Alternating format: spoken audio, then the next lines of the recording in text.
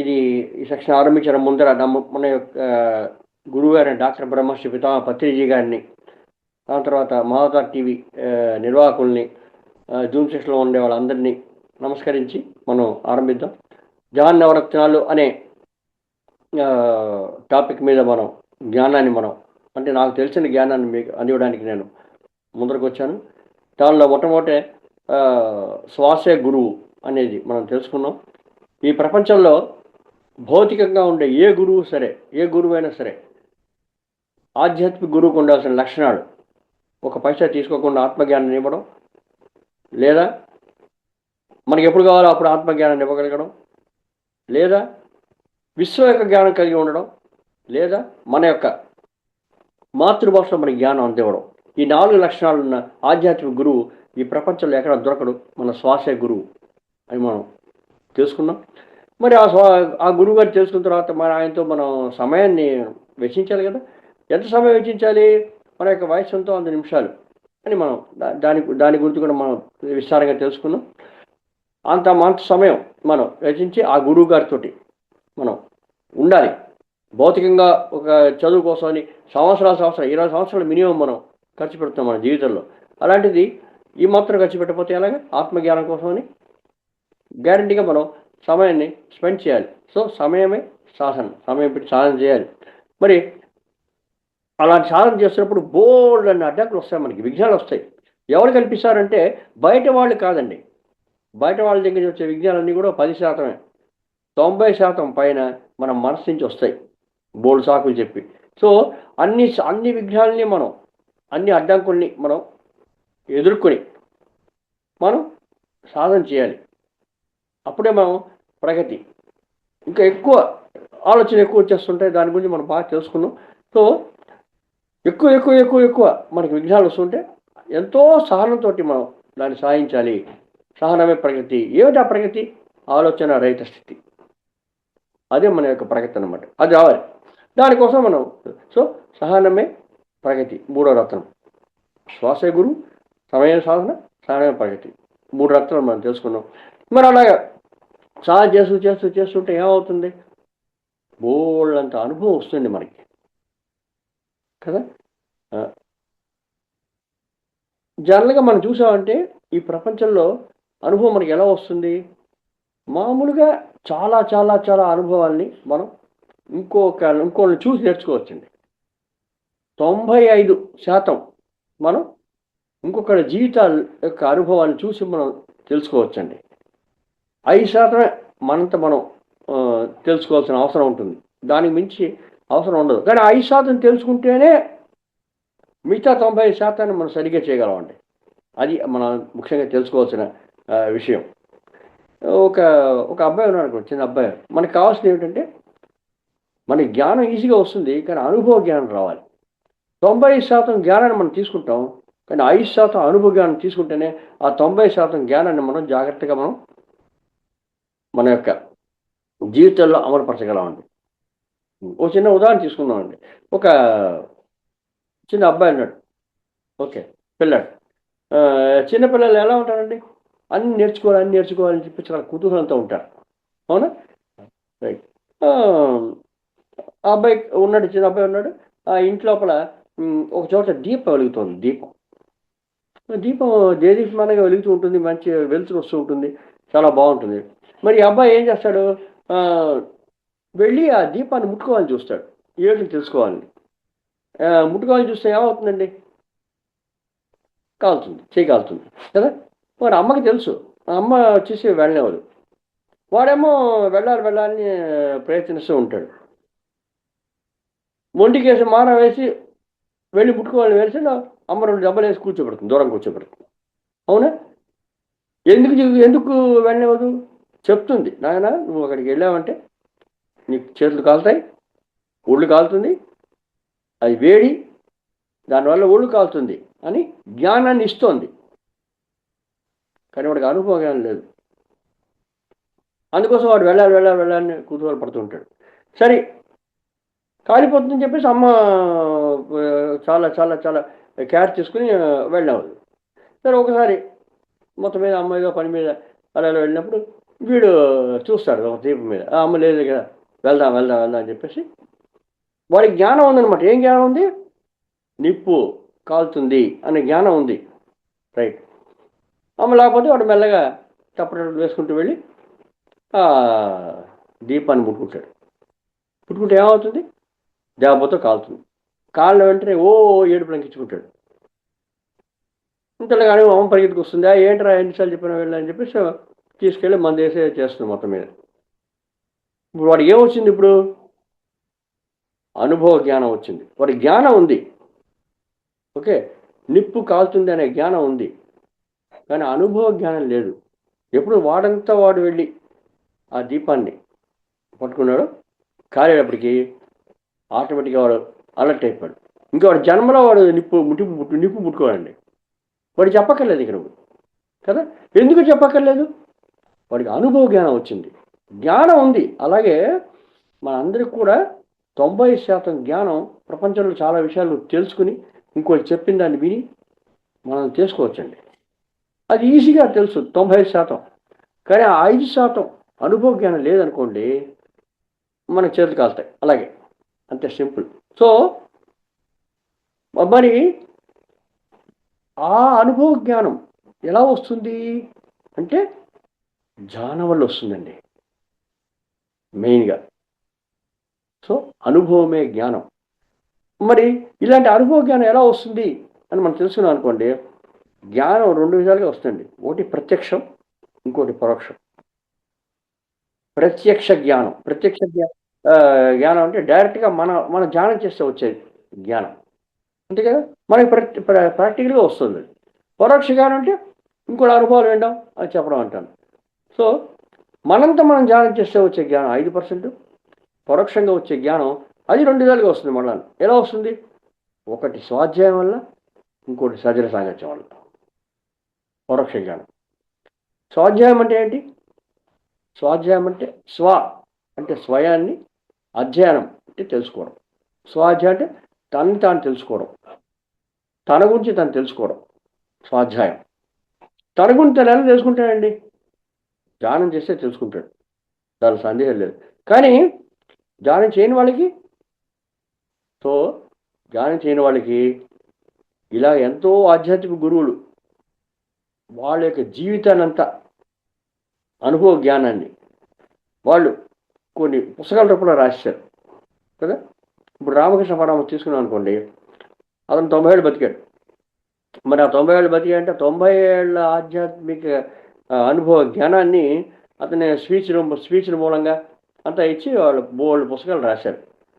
మరి ఆ పుస్తకాల్లో ఉండే పుస్తకాలు మనం చదివా అనుకోండి, 100 పేజీలు 200 పేజీలు పుస్తకాలు ఉందనుకోండి, ఆ 200 పేజీల పుస్తకం చదివామంటే ఏమవుతుంది? రామకృష్ణ పరమహంస యొక్క జీవిత అనుభవ జ్ఞానాన్ని మనం తెలుసుకుంటామండి. అవునా? అలా కాదు, నేను అలా చేయను, నా అంత నాకు జ్ఞానం వచ్చే తప్ప నేను ఒప్పుకోను అని చెప్పనుకోండి, అప్పుడు మీరు ఈ జీవితం సరిపోదు కదా. అంతే కదా. అది వివేకానంద ఇన్ని బోధలు చేశారు. అతని స్పీచెస్ అన్నీ కూడా కొన్ని వందల పేజీల పుస్తకాల్లో మనం చదివామంటే మొత్తం తెలుసు. రమణ మహర్షి ఎంత బ్రహ్మాండ బోధలు చేశారు. ఆదిశంకరాచార్య, ఇలాగ ఎంతమంది గురువులు. పత్రి గారు తన యొక్క అనుభవ జ్ఞానాన్ని మొత్తం చిన్న పుస్తకాల్లో చిన్న మాటలు రాశారు. అవునా? మరి దాన్ని మనం చదివామనుకోండి, ఎంతమంది గురువుల యొక్క పరమహంస యోగానంద చూడండి, ఒక యోగి ఆత్మకథ. అసలు ఒక యోగి ఆత్మకథ అనేది ఆధ్యాత్మికానికి బైబిల్ అండి. మీరు ధ్యానం చేసినా చెప్పినా కూడా ఆ పుస్తకం చదివారనుకోండి, ఆటోమేటిక్గా మీరు ధ్యాన మార్గాల్లోకి వస్తారండి కదా. సో ఇలాగా ఎంతోమంది గురువులు వాళ్ళ యొక్క జీవితం యొక్క సారం మొత్తం కొన్ని వందల పేజీల పుస్తకాల్లో వాళ్ళు రాసేశారు. దాన్ని మనం సింపుల్గా చదివామనుకోండి, మన జీవితకాలంలో దగ్గర 50 గురువులు 100 గురువుల పుస్తకాలు చదవచ్చు ఈజీగా. ఏముంది, ఎంతసేపు అవుతుంది? మరి ఆ గురువుకి జ్ఞానం మొత్తం మనకు వచ్చేటే రాదా ఇదే జీవితంలో? అంటే 100 గురువుల యొక్క జీవిత సారాన్ని, ఆధ్యాత్మిక జ్ఞానాన్ని మనం ఇదే జన్మలో పొందొచ్చండి. అది స్వాధ్యాయం. అందుకోసమే పత్రిక చెప్తారు రానా స్వాధ్యాయం. చెయ్యి చెయ్యి చెయ్యి చెయ్యి, పుస్తకాలు చదువు పుస్తకాలు చదువు పుస్తకాలు చదువు. ఎందుకంటే అలా అప్పుడు అప్పుడు మనం తెలుసుకోగలం. మనంతా మనం ధ్యానం చేసి 5% జ్ఞానాన్ని పొందుతాం, ప్రత్యక్ష జ్ఞానం. కానీ ఆ ప్రత్యక్ష జ్ఞానాన్ని మనం మనం పూర్తిగా తెలుసుకోవాలంటే 5% కదా ఉంది. మిగతా ఉండే 90% జ్ఞానం, పరోక్షంగా వచ్చే జ్ఞానాన్ని మనం తీసుకున్నామంటే ఆ జ్ఞానాన్ని మనం అంగీకరిస్తాం ఈ 5% ప్రత్యక్ష జ్ఞానం వల్ల. ఎందుకంటే అనుభవం ఉంది కదా, ఇది అనుభవ జ్ఞానం, మిగతా అంతా జ్ఞానం. నిప్పు కాలుతుంది ముట్టుకుంటే అనేది జ్ఞానం 90%. ప్రాణాంతత నీళ్ళు ముట్టుకుంటే కాలుతుంది తెలుసుకోవడం 5%. మనం ఎగ్జాంపుల్ తెలుసుకున్నాం కదా. అదేవిధంగా ఈ స్వాధ్యాయం వల్ల పరోక్షంగా మనకి 90% జ్ఞానం. దాని తర్వాత ఇంకో పరోక్షంగా వచ్చే కానీ సజ్జన సాంగత్యం. సజ్జన సాంగత్యం అంటే అర్థం ఏంటండి? సత్ ప్లస్ జన ప్లస్ సాంగత్యం. అంటే సత్ అంటే సత్యం, సత్యం గురించి తెలిసిన జనుల యొక్క సాంగత్యం సజ్జన సాంగత్యం. సత్యం అంటే ఏది పర్మనెంటో అది సత్యం, ఏది నిత్యం అది సత్యం. ఏది నిత్యం? మారకుండా వచ్చేది, దేశకాల పరిస్థితుల్లో మారకుండా వచ్చేది ఏదైతే అదే నిత్యం, అదే సత్యం. అదేమిటి? అదే మన ఆత్మ. అంటే ఆత్మజ్ఞానం గురించి తెలిసిన జనుల యొక్క సాంగత్యము సజ్జన సాంగత్యము. సజ్జన సాంగత్యం అది అప్పుడు వాళ్ళ యొక్క ఎక్స్పీరియన్స్ అంతా మనకి మన క్లాస్ ఇప్పుడు జరుగుతుంది ఏంటండి, ఈ జూమ్ సెషన్లు జరుగుతుంది ఏంటి? ఈ సజ్జన సాంగత్యమే, అంతే కదా. ఇప్పుడు ఏం చేసుకుంటాం మనం? నాకు తెలిసిన అనుభవాన్ని మీకు నేను పంచుతున్నాను, అంతే కదా. అలాగే ఎంతోమంది అనుభవాన్ని మనం డైరెక్ట్గా వినొచ్చు. పుస్తకాలు చదివి తెలుసుకునేది ఓకే, అది ఓకే. కానీ డైరెక్ట్గా చెప్పేవాళ్ళ అనుభవాలు మనం ఇంకా చాలా ఇంట్రెస్టింగ్గా మనం వినొచ్చు. ఎందువల్ల ఇప్పుడు నేను ఆల్మోస్ట్ ఒక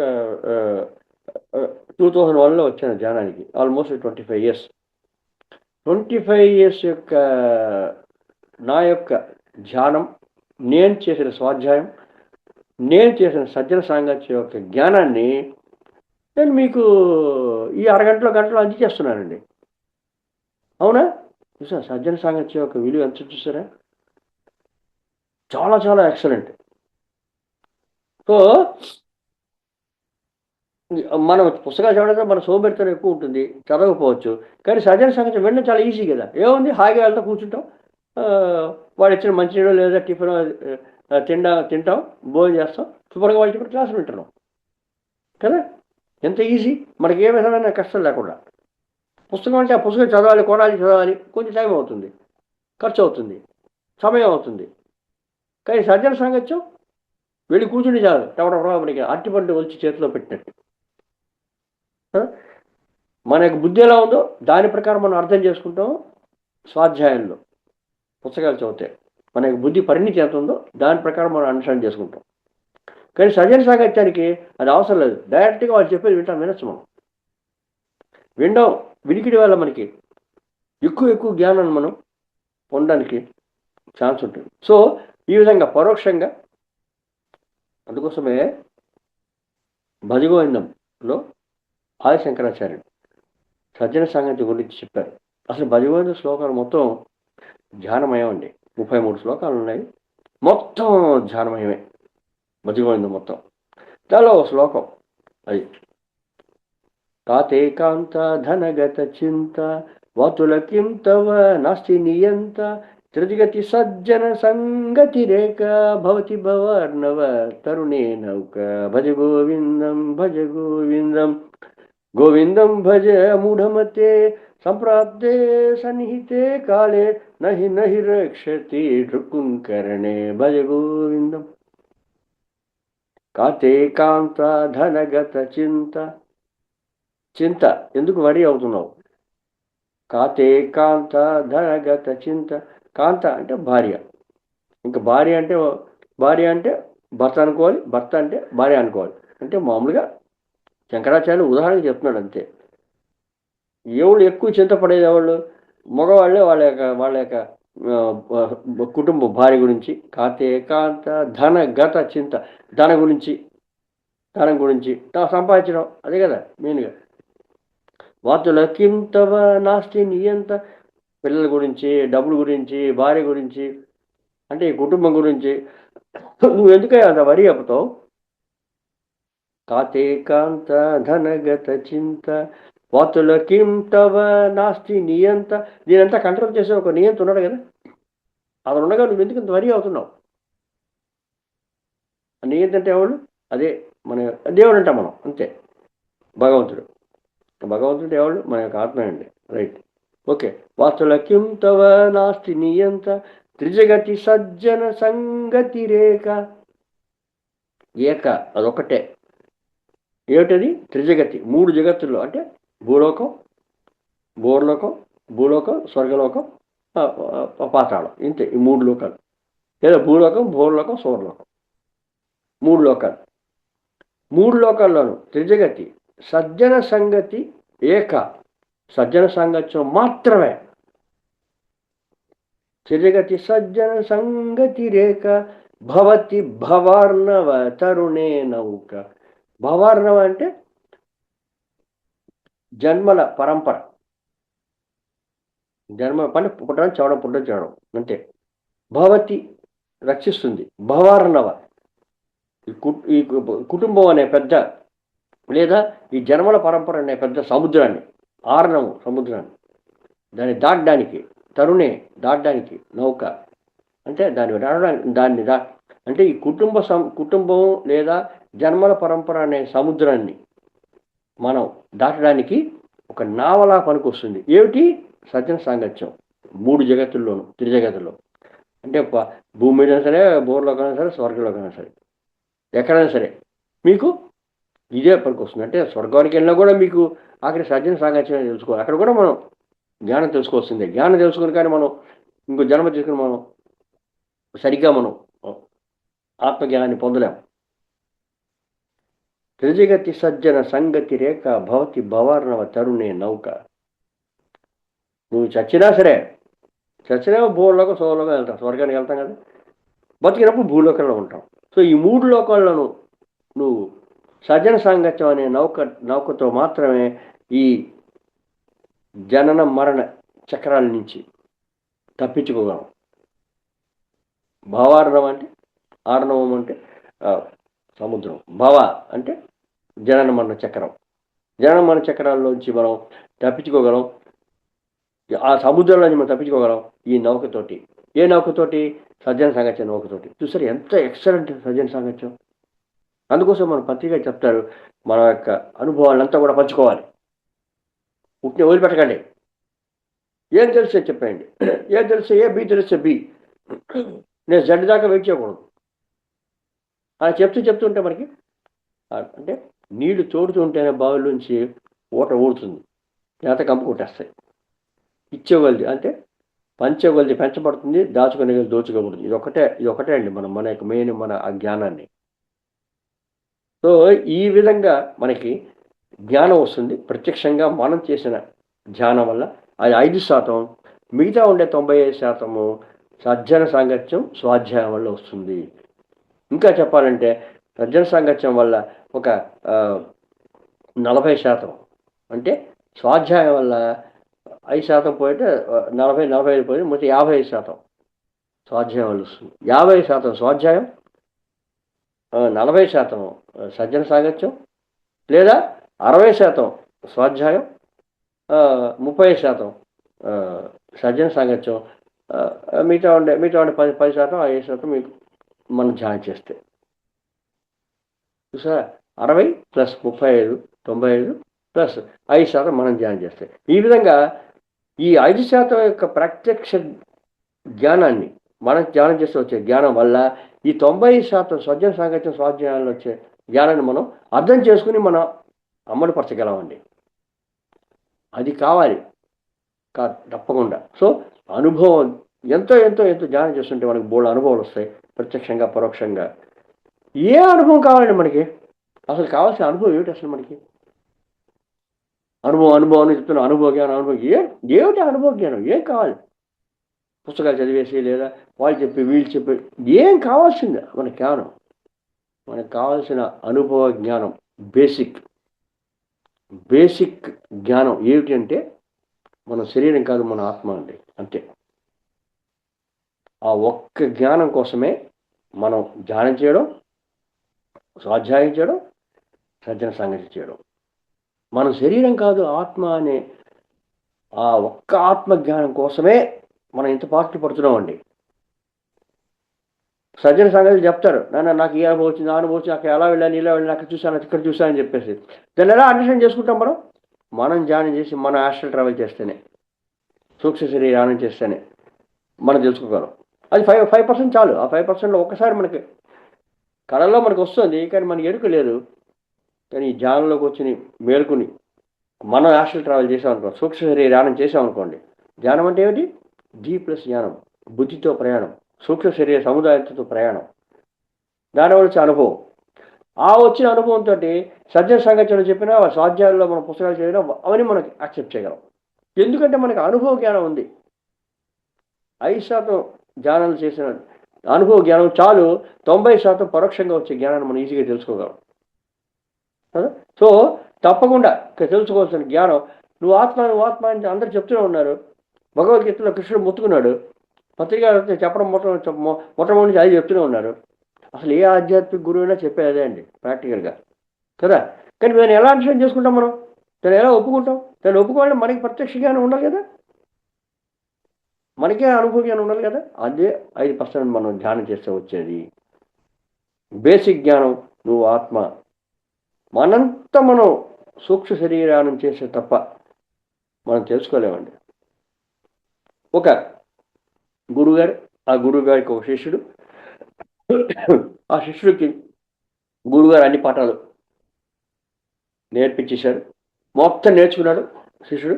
నేర్చుకున్న తర్వాత ఇంకా గురువుగారు చెప్పారు, నాయన ఇంకా నాకు చెప్పాల్సింది ఏం లేదు, నువ్వు నేర్చుకోవాల్సింది కూడా ఏం లేదు, నాకు తెలిసినంత మొత్తం నీకు చెప్పేశాను. ఇంకా నువ్వు వెళ్ళి అంచక్క నువ్వు ఈ విద్యతో నువ్వు సంపాదించుకుని నువ్వు కుటుంబ బాధ్యతలను స్వీకరించి నువ్వు జ్ఞానాన్ని సంపాదించుకో, నువ్వు అనుభవం సంపాదించుకో, జీవిత అనుభవం సంపాదించుకో అని పంపించేస్తాడు. పంపించేస్తానంటే గురువుగారు అక్కడ గురుకులాలు అంటే అడవిలో ఉండేవి కదా పూర్వకాలంలో. అడవిలో ఉండే అక్కడి నుంచి బయలుదేరి వాడు శిష్యుడు బయలుదేరి వస్తుంటాడు. అడవిని దాటి రావాలి. పొద్దున్న మార్నింగ్ చెప్పాడు గురువుగారు, వెళ్ళాను ఆయన, టాటా బై బై అని. అక్కడ బ్రేక్ఫాస్ట్ చేశాడు. బ్రేక్ఫాస్ట్ చేసేసి గురుకులంలో బ్రేక్ఫాస్ట్ చేసి ఇంకా బయలుదేరి వస్తున్నాడు. ఆ అడవి అంతా దాటేపటికి మధ్యాహ్నం అయిపోయింది. మధ్యాహ్నం 1 గంట అయింది. ఎండ మనం మారిపోతుంది. ఓకే, ఆ అడవి దాటి ఒక గ్రామం దగ్గరికి వచ్చారండి. ఆ గ్రామం దగ్గర వచ్చేప్పటికి వాడికి కడుపులో ఎలుకలు పరిగెడుతున్నాయి. ఆకలి ఆకలి ఆకలి, ఏం చేయాలి? అక్కడ చూశాడు వెంటనే, గ్రామంలోకి వచ్చిన వెంటనే అక్కడ ఒక తెల్ల ఆవు ఉంది. ఓకే, గురుకులంలో ఆవులన్నీ ఉంటాయి కదా, తెల్ల ఆవు ఉంది. అరే ఆవు ఉంది, బాగుంది, దానికి 4 కాళ్ళు ఉన్నాయి, ఓ తోక, 2 కొమ్ములు, 2 కళ్ళు, అని బాగానే ఉన్నాయి ఫుల్గా. ఓ ఆవు, రైట్. సరే దాని తర్వాత అలా అలా తిరిగి చూశాడు. ఎవరు అక్కడ లేరు, ఒక్క మనిషి కూడా లేడు అక్కడ. మధ్యాహ్నం మధ్యాహ్నం 1 గంటకి లేపటికి అక్కడ కింద చూసేపటికి ఒక పాత్ర, ఆ పాత్ర లోపల తెల్లటి ద్రవం, పాలు ఉన్నాయి. మరి గురువుగారి దగ్గర నేర్చుకుని చదువు ఉంది కదా. ఆవుకి 4 కాళ్ళు ఉండడు, ఒక తోక ఉండడు, 2 కొమ్ములు ఉంటాయి, ఆవు తెల్లగా ఉండు, ఆవు పాలు ఇస్తుంది, ఆవు పాలు తెల్లగా ఉంటాయి, ఆవు పాలు ఆరోగ్యానికి మంచిది, ఆకలి తీరుస్తుంది. పాఠం నేర్చుకున్నాడు ప్రాక్టికల్గా. బోళ్ళది ఎలా ఉంది అది నేర్చుకుంటే ఆకలి వేరే బ్రహ్మాండంగా ఉంది. ఆవు పాలు ఆకలి తీరుస్తాయి, ఆకలికి మంచిది, శరీరానికి మంచిది అని అన్ని పాఠాలు విన్నాడు. శుభ్రంగా పాలు తాగేశాడు. ఓకే, తాగిన వెంటనే ఏమైంది? కడుపులో భయంకరంగా మంట ఆరంభించేసింది. అయ్యో భయంకరంగా మండుతుంది, అయ్యో అయ్యో అయ్యో అని చెప్పేసి అరడా మొదలుపెట్టాడు. అక్కడ ఎవరు పక్క చుట్టుపక్కల ఎవరు లేరు. అప్పుడు వాడికి కోపం వచ్చిందండి. ఫస్ట్ ఏమిటిది, గురువుగారు నాకు పాఠం చెప్పారు, పాఠం చెప్పిన ప్రకారం నేను అన్నీ చేశాను, కడుపులో మారిపోతుంది ఏంటి నేను ఆవు పాలు తాగితే అని చెప్పేసి కోపం వచ్చి, ఆ కోపంతో ఇంకెవరు లేకపోతే తిరిగి అడవులకు పరిగెత్తాడండి గురువు దగ్గరికి. వాడు గురుగారు పరిగెత్తి కడుపు మండుతోంది, ఆ మంటతో పాటు పరిగెత్తాడు గురుగారు తిట్టుకుంటూ. అక్కడికి వెళ్ళేప్పటికి అక్కడ గురుగారు కూర్చున్నారు. కూర్చుంటే అప్పుడు అక్కడికి వెళ్ళి ఆడడం మొదలుపెట్టాడు. ఏంటి గురుగారు మీరు, నేను అన్ని అన్ని విద్య మొత్తం నేర్పించేసాన్నారు, మొత్తం పాట నేర్పించాన్నారు, మీరు ఏమిటి, నేను మీరు చెప్పిన పాట తప్పు, మీరు సరిగ్గా నేర్పించలేదు నాకు, అలా అలా రావడం మొదలుపెట్టాడు. అప్పుడు గురుగారు చెప్పారు, నాయన ఏంటి కూర్చో, కూర్చో, ఏంటి సమాచారం, ఏం జరిగింది చెప్పు అన్నాడు. అంటే వాడు చెప్పారు, సార్ మీరు వెళ్ళమని చెప్పారు, నేను వెళ్ళాను, అడవి దాటి వెళ్ళాను, మధ్యాహ్నం అయిపోయింది, మధ్యాహ్నం అప్పటికి నేను అక్కడ ఒక ఆవును చూశాను, ఆవు తెల్లగా ఉండను, ఎస్ కరెక్ట్, ఆవుకు 4 కాళ్ళు ఉండను, కరెక్ట్, తోక ఉండను, కరెక్ట్, 2 కొమ్ములు ఉంటాయి, ఎస్ కరెక్ట్, ఆవు పాలు ఇచ్చును, ఆవు పాలు తెల్లగా ఉంటాయి, కరెక్ట్, నువ్వు నేర్చుకుంది కరెక్ట్, ఆవు పాలు ఆరోగ్యానికి మంచిది, కరెక్ట్, ఆవు పాలు తాగితే మనకి ఆకలి తీరుతుంది, కరెక్ట్, అన్నీ కరెక్ట్, ఓకే, నేను ఆ పాలు తాగాను, కడుపులో మంట అనిపించేసింది, మీరు తప్పు చెప్పారు పాఠం. అరే నువ్వు అంత కరెక్ట్గా చెప్పావు, దానిలో ఏ సందేహం లేదు, ఇప్పుడు చెప్పు, నేను క్వశ్చన్ అడుగుతాను, ఆవు పాలు తెల్లగా ఉండును, కరెక్ట్, ఆవు పాలు ఆకలి తీర్చును, కరెక్ట్, ఆవు పాలు ఆరోగ్యానికి మంచిది, కరెక్ట్, ఆవు పాలు నువ్వు పితికావా,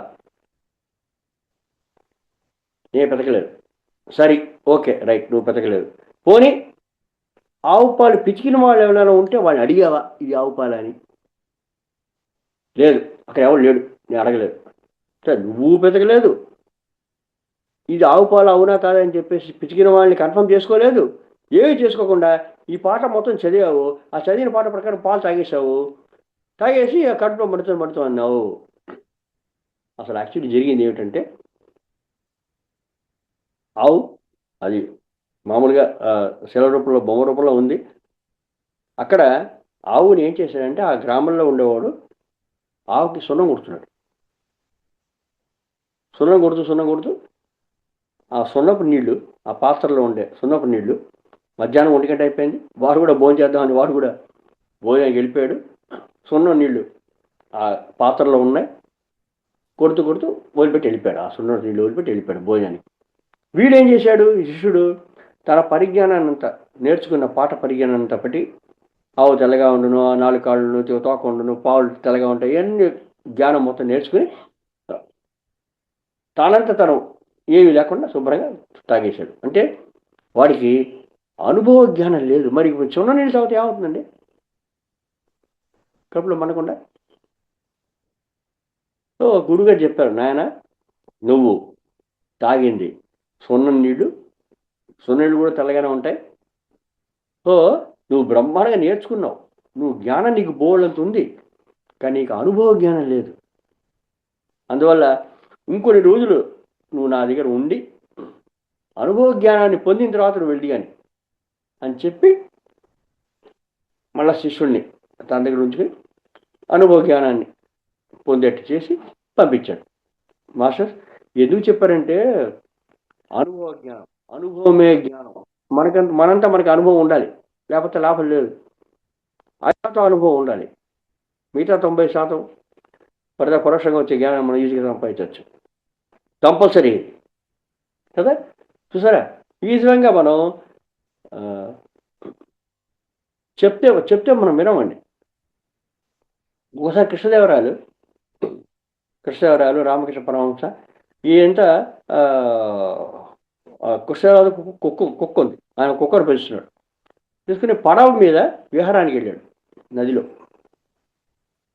పడవ మీద విహారానికి వెళ్ళాడు. ఈ కుక్కకి నీళ్లు చూస్తే భయం, పడవ మీద వెళ్తుంటే, మరి నదిలో వెళ్తుంటే నీళ్లు ఉంటాయి కదా, నీళ్లు చూస్తుంటే ఇదేమో పడవలోనే ఉంది, కుక్క ఏమో పడవలో ఉంది, ఓ గట్టిగా అరుస్తుంది నీళ్ళని చూసి, ఓ నడుస్తుంది, కానీ పడవలో సురక్షగా ఉంది కదా, నీళ్ళు అంటే భయం, అంటే ఎందుకు అరవడం అంటే వెంటలేదు, వాటి కష్టంగా పట్టుకుంటాడు, కుక్కని పట్టుకుంటాడు, ఎందుకమ్మా కూర్చో అంటాడు, నీళ్ళు చూసి గట్టిగా అరుస్తుంది, బో నడుస్తూనే ఉంది, ఎంత చెప్పినా వెంటలేదు. కుక్క చెప్తున్నాడు, నువ్వు హాయిగా కూర్చో హాయిగా, ఏముంది ప్రాబ్లం ఏంటి అంటున్నాడు, అది వింటలేదు, ఓ అరుస్తుంది. అప్పుడు తినాలి రామలింగం పక్కన ఉన్నాడు, కూర్చున్నాడు. రాజుగారు, రాజా నేను పని చెప్తాను, మీరు ఒప్పుకుంటారా, రైట్ చెప్పవా, వెళ్ళండి అని చెప్పేసి ఆ కుక్కను తీసి నీళ్ళలో పడేసాడు బోట్లోంచి. నీళ్ళలో పడేసిన వెంటనే అసలు నీళ్ళతో భయం దానికి, డమాల్ డమాల్ డమాల్ డమాల్ కూడా వచ్చి ఆడడం మొదలుపెట్టేసింది. అప్పుడు చెప్పాడు బట్టలతో, ఆ కుక్కను తీసుకొచ్చి పొడవలో కూర్చోబెట్టాడు. కుక్కని తీసుకొచ్చి పొడవలో కూర్చోబెట్టాడు. మాట్లాడేది నోరు మూసుకుంది, ఒక్క మాట వాడు. ఎందుకంటే నీళ్ళలో పడేస్తే ఏమవుతుందో తెలిసిపోయింది దానికి. సురక్షితంగా ఉంది అది పడవలో. అది దాన్ని అంగీకరించకుండా నీళ్ళు చూసి భయం భయం భయం అరుస్తుంది.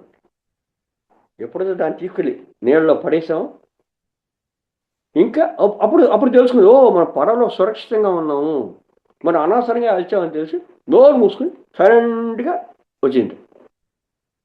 అదే అనుభవ జ్ఞానం. చూసారా, మనందరికి కూడా అదే కావాల్సింది. అది వస్తుంది మనం ధ్యానం చేస్తే, మనంతా మనకి వచ్చే జ్ఞానం చేస్తే వస్తుంది. అదే నేను బేసిక్గా చెప్పాను కదా, బేసిక్గా కావాల్సిన జ్ఞానం ఏమిటి? మనము శరీరం కాదు, ఆత్మ. అది ఎలా వస్తుంది? మనంతా మనం ధ్యానం చేసి, మనంతా మన సూక్ష్మ శరీర ధ్యానం చేస్తేనే మనకి ఆ జ్ఞానం వస్తుందండి. ఆస్ట్రల్ ట్రావెల్, సూక్ష్మ శరీర ధ్యానం చేస్తే తప్ప మన అనుభవ జ్ఞానం రాదు. ఒకటి రెండు అనుభవ జ్ఞానం వచ్చి కూడా చాలు. కూర్చుని అంటే హాస్టల్ ట్రావెల్ ధ్యాన అనుభవాలు వచ్చాయని వెళ్ళలేదు, ఎక్కడెక్కడో లోకాలు పరిగెత్తాలని వెళ్ళలేదు. ఏదో ఒకటి రెండు వచ్చినా కూడా చాలు. అప్పుడు మనం మిగతా ఉండే సజ్జన సాంగత్యం వల్ల స్వాధ్యాయంలో వచ్చే జ్ఞానాన్ని, 90% జ్ఞానాన్ని మనం ఈజీగా మనం అంగీకరించవచ్చండి. అందుకోసమే ధ్యానం చేయాలి, అనుభవ జ్ఞానం రావాలి. అనుభవమే జ్ఞానం, 4వ రత్నం. చూసారా? సో అది ఇంకొక చిన్న ఒక సందేహం రావచ్చు అందరికీ. నేను ధ్యానం చేస్తానండి, నాకు యాక్సిడెంట్ అవ్వడం అనుభవం రావట్లేదు. రావచ్చు కదా, ఉంది కదా, అది ప్రాక్టికల్గా మనం చూస్తుంటాం కదా. వాడు కూర్చుంటే వచ్చేస్తున్నాయండి. ఇప్పుడు ఫర్ ఎగ్జాంపుల్ మా మిస్సెస్ కూర్చుంది అనుకోండి, కూర్చున్న 2 నిమిషాల లోపల బోర్డు లోకానికి వెళ్ళిపోతుంది. ఈ గురువు గారు కనిపిస్తారు, ఆ గురువు గారు కనిపిస్తారు, పోని కనిపించేస్తూ ఉంటారు. వాళ్ళు మెసేజ్ ఇచ్చేస్తూ ఉంటారు. ఏం కనిపించినా వాళ్ళు మెసేజ్ వచ్చేస్తుంటారు వాడికి. నేను కూర్చుంటే నాకేం రాదు. మేము ఇద్దరు ఒకటే సమయంలో ధ్యానానికి వచ్చాం, ఒకటే ఎక్స్పీరియన్స్ ఉంది. నాకేమో అలాంటి ధ్యానం రావట్లేదు. అయ్యో ఎలా ఎలా ఎలా ఎలా అంటే నేను ధ్యానం సరిగ్గా చేయట్లేదా, లేదా వాళ్ళకంటే తక్కువ ఉన్నానా? ఇలాంటి అనుభవం, ఇలాంటి సరి అందరికీ వస్తుంది. అందరికీ అనుభవాలు రావాలని వెళ్ళలేదండి కదా. మాస్టర్స్, మనం ఇక్కడ తెలుసుకోవాల్సిన విషయం, చాలా ముఖ్యమైన విషయం ఏమిటంటే, మనం ధ్యానం చేశామంటే మనకి ఏ అర్హత ఉందో అది వస్తుందండి. ఏ అర్హత ఉందో అది వస్తుంది. ఫర్ ఎగ్జాంపుల్ నేను ధ్యానం చేశాను అనుకోండి, ధ్యానం చేశానంటే నాకు బోల్డ్ అనుభవాలు రావాలని లేదు, నాకు రావు. ఓకే, కానీ ఏం వస్తుందంటే, నాకు ఈ ధ్యానం లోపల నాకు ఇన్నర్ వాయిస్ ఒకటి వచ్చి ఎలా క్లాస్ చెప్పాలి అని వచ్చేస్తుందండి. అంటే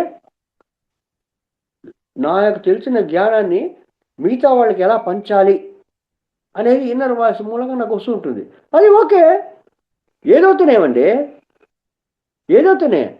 సో నాకుండే అర్హత ప్రకారం నాకు అది వస్తుంది, నేర్చుకోండి, ఏం ప్రాబ్లం?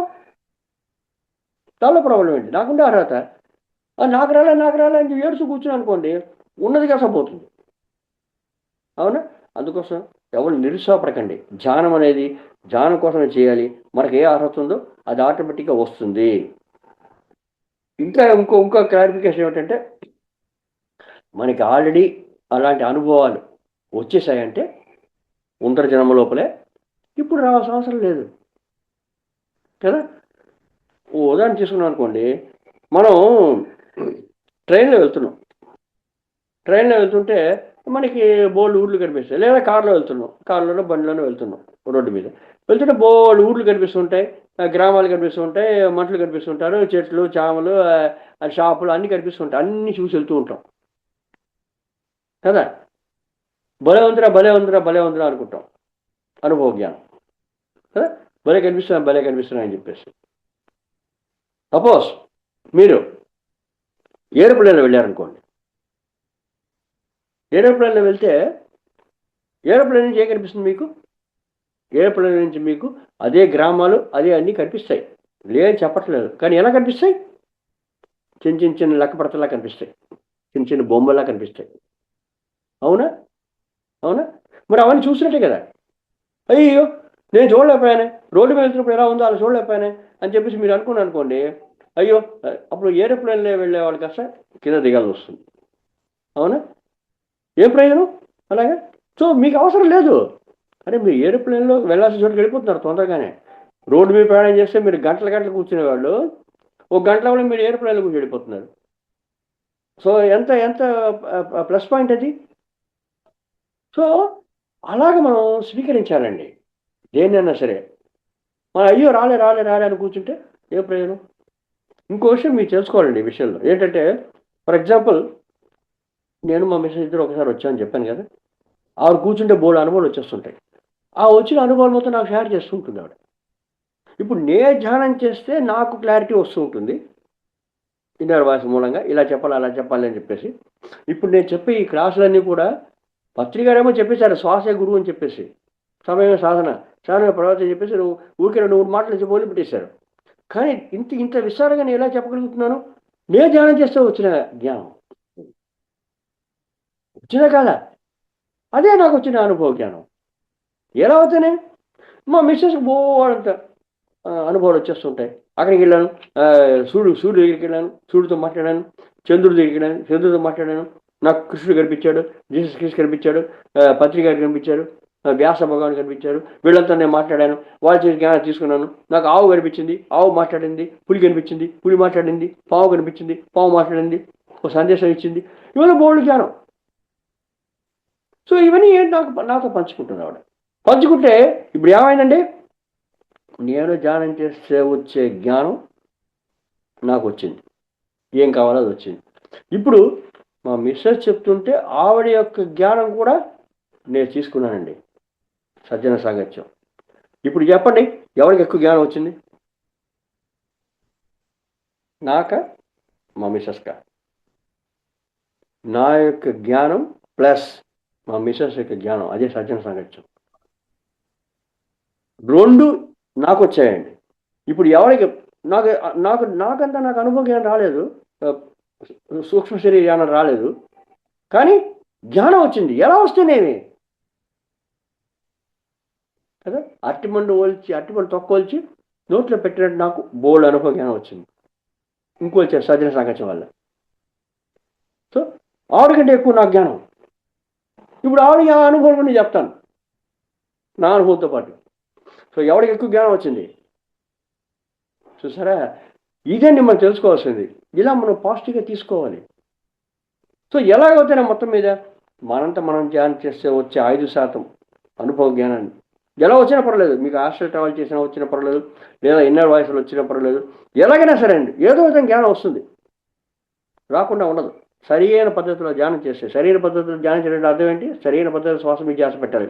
ఏమిటి దాని మీద మనం తెలుసుకున్నాం. అలా తెలుసుకుంటే మనకి తప్పకుండా జ్ఞానం అనేది అందివ్వబడుతుంది. ఆ అనుభవ జ్ఞానం మనం ఉంటే 5% ఉంటేనే మిగతా 90% సజ్జన సాంగత్యం స్వాధ్యాయాలు వచ్చాను ఇండైరెక్ట్ పరోక్ష జ్ఞానాన్ని మనం పొందగలం. అనుభవమే జ్ఞానం. 4వ రత్నం చూసారా? రైట్, బాగానే ఉందండి. నేను ధ్యానం చేశాను, స్వాధ్యాయం, సజ్జన సాంగత్యం, జ్ఞానాన్ని నేను తీసుకున్నాను. ఎలాగవుతానే తీసుకున్నాను, బోల్డ్ జ్ఞానం తీసుకున్నాను, వస్తూనే ఉంది. నాకు వచ్చిన జ్ఞానాన్ని అందరికీ పంచుతున్నాను, చెప్తున్నాను. పంచగలిది పెంచబడుతుంది, దాచితే దోచుకోబడుతుంది, అది తెలిసిందే మనకి. జ్ఞానం ఒకటే ఎవరు దోచుకోలేరు మన దగ్గర. ఓకే, పంచగలిది పెంచబడుతుంది. సో బోల్డంత జ్ఞానం వచ్చింది. ఏం చేసుకుంటా ఈ జ్ఞానాన్ని ఏం చేసుకోవడానికి? వెళ్ళి అమ్ముదామా 1 కిలో జ్ఞానం ఇంత అని చెప్పేసి? అమ్మానికి అవుతుందా మార్కెట్లో? ఎంత జ్ఞానం ఉంది నీకు? నాకు 100 కిలోల జ్ఞానం ఉంది, 1 కిలో జ్ఞానం ఇంత అమ్ముదామా? ఏం చేసుకుంటావు మార్కెట్లో? ఏం చేస్తావు? వెళ్ళి ఏం చేసుకుంటావు ఈ జ్ఞానాన్ని? జ్ఞానం వల్ల, స్వాధ్యాయం వల్ల, సజ్జన సాంగత్యం జ్ఞానాన్ని ఏం చెయ్యాలి? ఏం చెయ్యాలి ఈ జ్ఞానాన్ని అంటే, ఇప్పటి కాలఘట్టంలో ఇప్పటి సమయంలో మనం కలియుగంలో ఉన్నాం. ఇప్పటి సమయంలో మనం చేయాల్సింది ఏమిటంటే ఆ జ్ఞానాన్ని మనం దానం చేసేయాలండి. అంతే అండి. దాన్ని మనం ఏం చెప్పామంటే దానమే ధర్మం. ఐదో రత్నం. చూసారా? ధర్మం అంటే ఏమిటి? చేయవలసిన పని. ఏ పని చేయాలో దాన్ని ధర్మం అంటాం కదా. ఏమిటి మన ధర్మం? మనకి తెలిసిన జ్ఞానాన్ని దానం చేసేయడమే. అదే అసలైన ధర్మం. ఇప్పుడు చేయాల్సిన పని మనం. చూసారా? దానం అంటే ఏంటండి? దానం అంటే మనకి ఎక్కువైన దాన్ని ఇవ్వడమో, లేదా మనకి అవసరం లేని వస్తువుల్ని ఇంకోటికి ఇవ్వడమో కాదండి. అది దానం అనిపించుకోదు. అవసరం లేదు ఇచ్చేద్దాం, మనకి ఎక్కువైపోయింది ఇచ్చేద్దాం, అది కాదు. అది అపాత్ర దానం అవుతుంది. మనకి ఉన్న దాంట్లోనే మన యొక్క అవసరాలకి పోను ఇంకోళ్ళ అవసరానికి మనం చేసేదే దానం. ప్రతిఫలం ఆశించకుండా. ప్రతిఫలం ఆశించకూడదు. ప్రతిఫలం ఆశించారా అది ఏమవుతుంది? అది కామకర్మ అయిపోతుంది. కామం. కామం అంటే కోరిక. ఇక్కడ సెక్స్ కాదు, కామం అంటే కోరిక. కోరికతో చేసే దానం. కోరికతో చేసే దానం వల్ల మళ్ళా అనర్థాలు ఎక్కువ అవుతాయి. సో మనం చేయాల్సింది ఏమిటి అంటే మన యొక్క జ్ఞానాన్ని దానం చేయడమే. ఎలాంటి దానము? ఏ విధమైన ఫలితాన్ని ఆశించకుండా. అదే మొట్టమొదటి ఏంటి? ధ్యానం చేయడమే ఒక పైసా తీసుకోకుండా నేర్పించమని చెప్పారు. అవునా? ఒక పైసా తీసుకోకూడదు. చూడండి, అక్కడే ఫలితం లేకుండా చేయమంటే స్టార్టింగ్ పాయింట్ అక్కడే వచ్చింది. ఒక్క పైసా తీసుకోకుండా మీరు ధ్యానం నేర్పించాలి. అదే ఆధ్యాత్మిక గురువు యొక్క మొట్టమొదటి గుణం అని చెప్పాం కదా. శ్వాస గురువుని అంగీకరించాం కదా. సో ఏమి ఆశించకుండా మనం ఈ దానాన్ని చేయాలి. సో ఇన్ని దానాలు ఉన్నాయండి మనకి. మనకి దానాల్లో ఎన్ని రకాలు ఉన్నాయి తెలుసుకుంటే, మొట్టమొదటి టాప్ మోస్ట్ దానం ఏమిటి? అన్నదానం. అవునా? ఎందుకు అన్నదానం చేయాలండి? అన్ని దానముల కన్నా అన్నదానము మిన్న. మిన్న అంటే చాలా గొప్పది. ఎందుకు? ఎలా గొప్పది అవుతుంది అన్నదానం? అన్నదానం ఎందుకు గొప్ప అవుతుందంటే ఇమ్మీడియట్గా మనిషికి తృప్తినిస్తుందండి.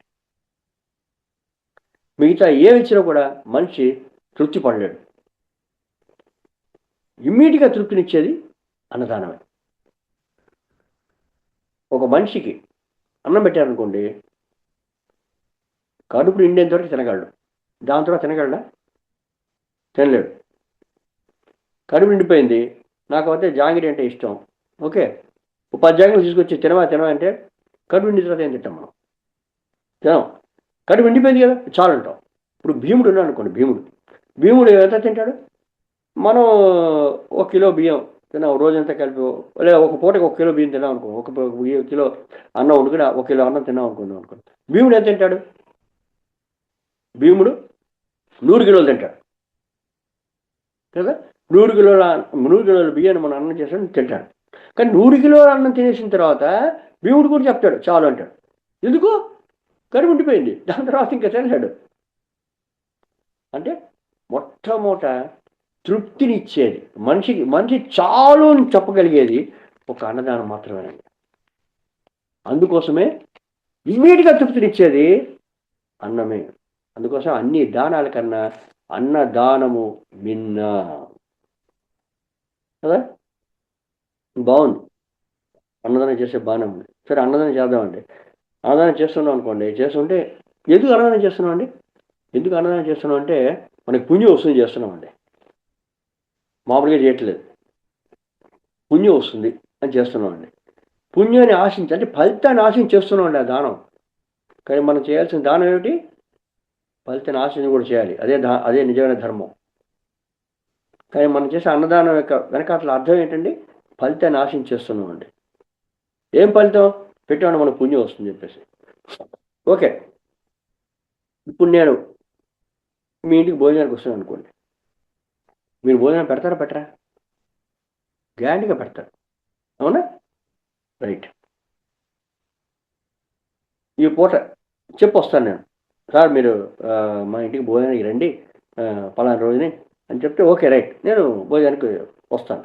ఓ మాస్టర్ గారు వస్తున్నారు అని చెప్పేసి మీరు ఏం చేస్తారు, ఎలా పెడతారు భోజనం?